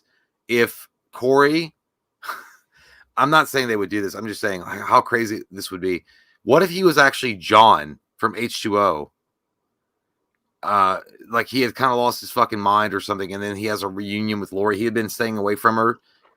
I'm just saying, like, they could do something crazy like that, and you'd be like, holy fuck, this is like top level Infinity Gauntlet stuff. I'd be like, you have smoked yourself stupid. Well, I mean, they're not going to get Josh Hartnett ever again. Josh Hartnett was like, yeah, I did it fucking for a job. But I mean, I'd be like, all right, well, that's cool, but they're not going to do that. But I mean, I'm just saying it'd be cool. That's how I would introduce a new love interest. That Josh Hartnett, John had lost his fucking mind at some point because Lori had lost her mind and forgotten all about him. Right, but I don't that know. movie doesn't exist in this timeline. So I know, but I'm just saying, I don't know. I would throw some kind of wrench in there. I don't know. Hang on, let me try that. Okay, so this is yet another one here. There's also a green version you can get if you're into the green. That shit looks like Godzilla. That looks like Godzilla's eye. I don't care about that. There's so many fucking things you can go. They've also announced, by the way, the premiere of the movie. I don't know why this page keeps doing this. For some reason, this particular page keeps fucking up. But the first Halloween movie was released at TIFF in Canada, and the second one was released at the Venice Film Festival. It looks like Halloween Ends world premiere is going to be at Beyond Fest in Los Angeles, which means a fuck ton of people are going to be there and covering it. We won't because we're in Kentucky and Blumhouse doesn't like us for some reason. Well, but, that's weird, Mike. I mean, I got my invitation. I'm going to be flying out there. Well, just let me know. Send me a sandwich. I will make sure that you get all the updates. No, yeah, it's weird, man. We've been covering Michael Myers and Halloween since like fucking 2013. But I was like, no, those motherfuckers like live in cardboard boxes and like bum people for money. I do feel that way. I'm like, we're not going to associate with them. I say, you know what? We're the fucking first people to ever do a goddamn Halloween fucking movie update on the goddamn internet. We're the fucking, whatever you want to call about this whole Halloween universe, and not a goddamn peep, not a fucking invitation, not a goddamn early screener, fucking nothing from you, Blumhouse. So you know what? If A24 gets it, good for fucking them after this. I think the reality is that someone probably showed our videos to Jason Blum and he was like, in no way, shape, or form will you ever let those people be associated with my movie at all. Those guys are heathens. They are disgusting assholes that exist on this earth, and they are nasty. These fucking assholes literally had at one of the premieres had a jokey Michael Myers and Loomis go out on stage for I think Halloween Kills. No, I didn't know about that. No, it's been a while. Go out and like announce the movie and like don't get me wrong. There's people who from the franchise who are super sweet to us, like Andy and Chris and stuff. No, we like have that. been. Yeah, they're all Blumhouse cool, for the most part has just stiff armed us through the entire release of these 3 fucking movies. And you know what? I hope Tranka sells it to someone else just so that they'll show us some goddamn respect. It would have been really nice. Listen, we treat that shit with respect. They're like, hey, we want your Loomis and Myers to be up on the stage. Like, or just invite us to review it at least. I was like, I'm like, can I just touch the floor that you guys shot on? I don't need a ticket I don't need to be. I don't even want nothing. I don't even want nothing. I don't want no goddamn memorabilia or anything to take back with me. Can I just touch the fucking floor that you walked on? Anything. That's fine. These bitches don't even send us a fucking promo packet. You guys can't talk about it. Like, I'm gonna go home and just be in love with that memory. The most positive voice in the fucking Halloween goddamn universe for all 3 of these fucking movies, and they act like we're the shit on their fucking shoe. Well, I mean, to be honest, if I were Blumhouse as well, I feel the same way. I'm like, these guys are fucking maggots. Like, these guys have existed since 2013, and guess what? Like a cockroach, they keep on coming. Even after Apocalypse, these fuckers keep on surviving. And I wish to God they would somehow just deteriorate, but they don't, because you know why? They're too fucking focused on attention. And that's why they keep going. Yeah, it sucks, man. We've been dicked. But hey, what are you going to do? Hey, we've been lucky. What's fun is that we have all you guys to talk about, and that's all that fucking matters. Yeah. That you guys show up to talk to us. And thank you guys for showing up to talk to us tonight. This is awesome. Yeah, you guys are fucking you guys pulled it out, man. You guys fucking call on all your fucking morphers and I'm still obsessed with Power Rangers. You guys morphed here. That's cool, man. Yeah. Put some respect on my goddamn name, Blumhouse. Yeah, by the way, we're kidding. I want people to know that. Like, we're fucking totally kidding. I don't if there might be one new guy that shows up or new chick and they're like, these guys are really full of themselves. Like, they really think They really think that Blumhouse should roll out the fucking red carpet and drive these motherfuckers up in a stretched limo. And I'd be like, yeah, I mean, I ain't saying that. I'll take a fucking taxi if they just give fucking pass. How do you feel that you're the first YouTubers to ever do a Halloween update and been doing it for 5 years, and they've never once offered you anything and be like, the trick, William Potter, is not minding that it hurts. That'd be the pure response to the whole fucking thing. Yeah. It doesn't fucking matter though. You guys care, and that's all that matters to us. And you know what? I'd rather fucking watch it on opening day in the audience with you fuckers than get some special goddamn Italy screening. Fuck it. We'll do it live. I mean, to be honest, man, like I don't. Yeah, we've never cared about that shit before. Anyway, I mean, it's cool when you get like an early screening. Like that's always awesome. And of course, you're thinking like, oh, well, you know, you can put it out there and, you know, hopefully get some cool ass, like, you know, views and comments and things like that. But at the same time, we just enjoy the fucking movies, and you guys are more than enough. I mean, I like, honestly, honest to God, it's just fun for us to be able to interact with you guys. And because you guys are in the same mentality, I'd rather hang out with you motherfuckers on opening night than fucking go to Blumhouse Central in Hollywood and hang out with those fuckers.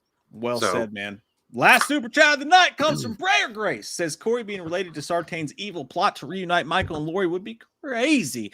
Also, love the atmosphere of the TV spot versus the July teaser. Yes, I totally agree with you on that. The July teaser was like a Michael versus Lori, whereas the TV spot was way creepier and it added a way cooler vibe to it for sure. Like that a lot better, man. And I don't like that idea that Corey being Sartain's offspring at all. I think that's fucking stupid. I doubt it'll happen. Sartain is one of the most despised characters in Halloween lore. You know, ever since he put on the fucking mask or tried to, and then the whole thing, like his diabolical scheme to get, you know, he was supposed to be like a sub Loomis, and then they fucking dropped the ball on that one. So no, I don't want anything to do with Sartain ever again. I'm done with him. Yeah, I'm cool with it if we put that baby to bed, as long as you like the actor's performance. But you know what I liked? I liked Drew fucking performance. I like that you guys show fucking hardcore every goddamn time for us. We're not worthy. We love you all so fucking much, and we'll see you guys next fucking week. See you on the flip side, bitch. Y'all want to see my dick before we go? Okay. All right. I just thought I'd throw it out there. I mean, I'll end the channel right now. In the stream. You don't want that? The channel's not going to end. Okay. Well, let's all get out of here. Let's get out of here before weird things go on. If I pulled my weenie out, I'm pretty sure that our channel would probably. Everybody would smell like tuna. I don't think you survived that. See you guys. Scratch Bye, guys. D-box. Oh yeah. Lamar Latrell. Thanks for hanging, folks.